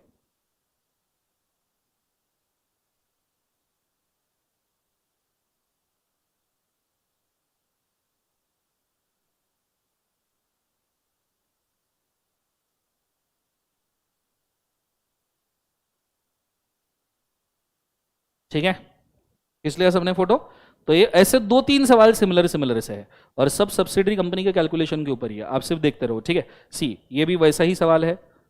आप देखो, Kapila limited issued 1 lakh equity shares which been fully paid, whereby Kusha Limited holds 4,000 shares and Prem Limited holds 2,000 shares of Kapila Limited। 10,000 में से 4,000 और 2,000, मतलब टोटल कितने होल्ड कर लिए? 6,000। Now Kapila Limited also holding 20% equity shares of Red Limited before the date of issue of equity share। Red Limited controls the composition of board of director of Kush and Prem Limited। ठीक है? तो पूछा गया है subsidiary है क्या? तो है क्या सब्सिडरी? हाँ। अब सिर्फ उसमें subsidiary hold shares in holding section 19 का रेफरेंस है, जो आगे आएगा, ठीक है? इसलिए मैंने ये होमवर्क नहीं दिया, पर ये आगे आएगा, पर सिमिलर सवाल है, आप खुद भी ट्राई कर सकते हो, ठीक है?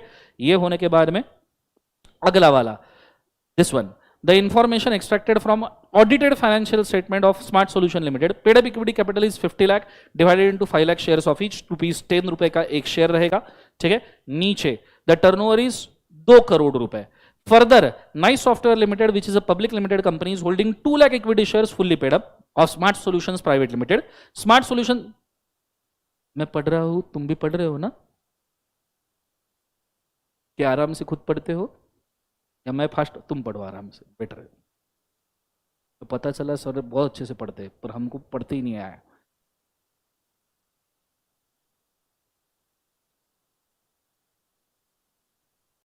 लाइव स्ट्रीम में क्वेश्चन समझ में आ रहा है क्या, बताइएगा।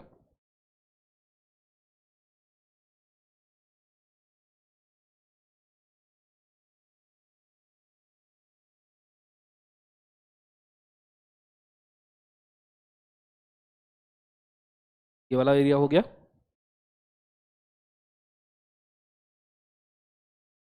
अब इन्होंने कैश फ्लो स्टेटमेंट वगैरह फाइलिंग की बात बोली है, वो स्किप कर दीजिएगा क्योंकि वो अकाउंट्स चैप्टर का क्वेश्चन है। जो आपसे रिलेवेंट है वो पढ़िएगा सिर्फ। कैश फ्लो क्या क्या फाइल करना है वो छोड़ दीजिए।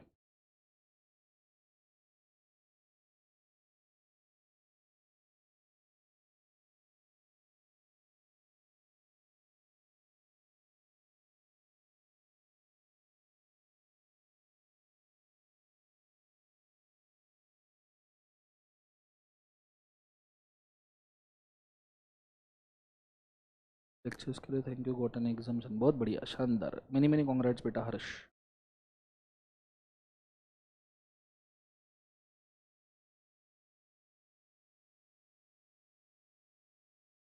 पढ़ा सबने। फाइनेंशियल स्टेटमेंट को छोड़ दीजिए, उससे फिलहाल रिलेवेंस नहीं है। मुझे बताइए स्मॉल कंपनी है क्या? क्या स्मॉल कंपनी है? पेड अप कैपिटल कितना होना चाहिए? 4 करोड़ से नीचे, और टर्नओवर कितना होना चाहिए? 40 करोड़ के नीचे। दोनों लिमिट्स के अंदर है क्या? हाँ। पर लिखते वक्त पहले क्या लिखना चाहिए बोले एक बार? डेफिनेशन, बाद में 4 करोड़ 40 करोड़ और बाद में कंक्लूजन। रही बात फाइनेंशियल स्टेटमेंट की, तो ये आगे आएगा जब हम अकाउंट्स और मैनेजमेंट चैप्टर में जाएंगे, तो कैसे फाइलिंग करना है वो भी बताऊंगा, डोंट वरी। ठीक है, सो ये भी सवाल याद रखना। अगला वाला देखते हैं।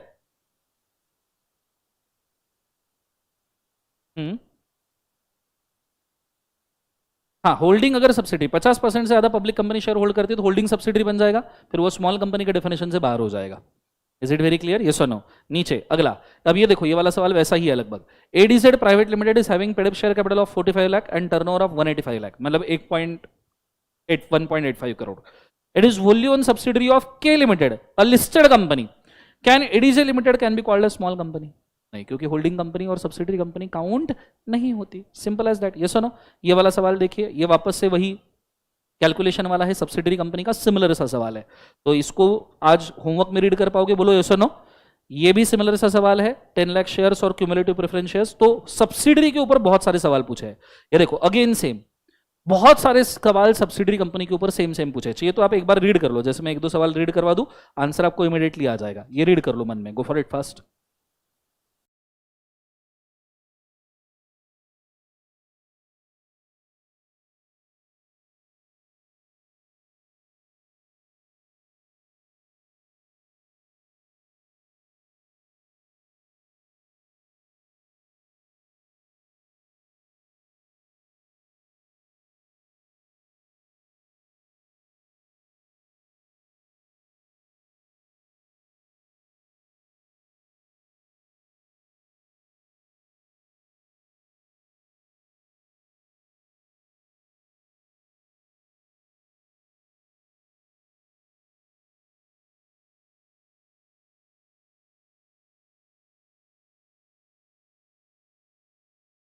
समझ में आया सवाल? सिमिलर है, सिर्फ नीचे का वो 8 आउट ऑफ 9 डायरेक्टर्स का कंपोजिशन अगर हाथ में आ गया तो ऑब्वियसली सब्सिडरी बन जाएगी। ये सुनो, आप ये वाला भी देख लीजिए, ये भी सिमिलर है। ये सारे होल्डिंग सब्सिडरी के रिपीटेड क्वेश्चन पूछे गए हैं।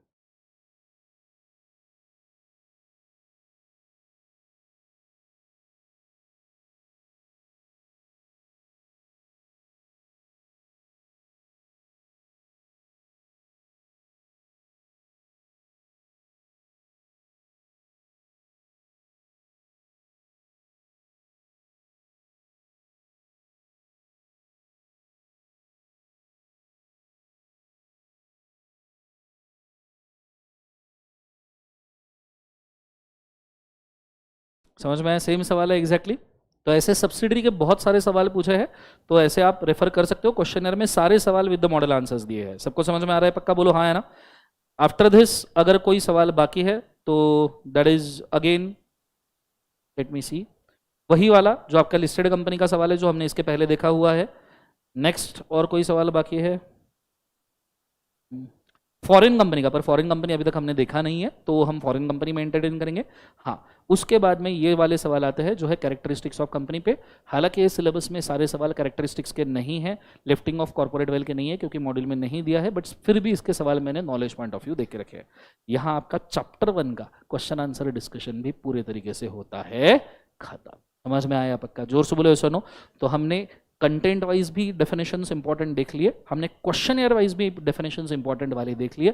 Now you just need to practise at least chapter 1। Is it very clear? कल का लेक्चर जब आप आओगे तो पहली चीज हम सबसे पहले कवर अप करेंगे चैप्टर्स की लिस्ट, और कल मैं आपको लगभग लेक्चर के अंदर पूरा ढांचा दे दूंगा, ठीक है, कि भाई किस प्रकार से हम मूव करने वाले हैं और हम कल क्या याद करेंगे। इससे आपके प्रिपरेशन पे बहुत फर्क पड़ सकता है, इसलिए कल का लेक्चर मिस मत करना। दूसरी बात, कल का लेक्चर ऐप पे होगा, ठीक है, मतलब जितने भी लाइव स्ट्रीम के एडमिशन्स लिए हुए बच्चे जीडीपीडी के, उनको मेंशन कर दूं, कल का लेक्चर ऐप के ऊपर होगा।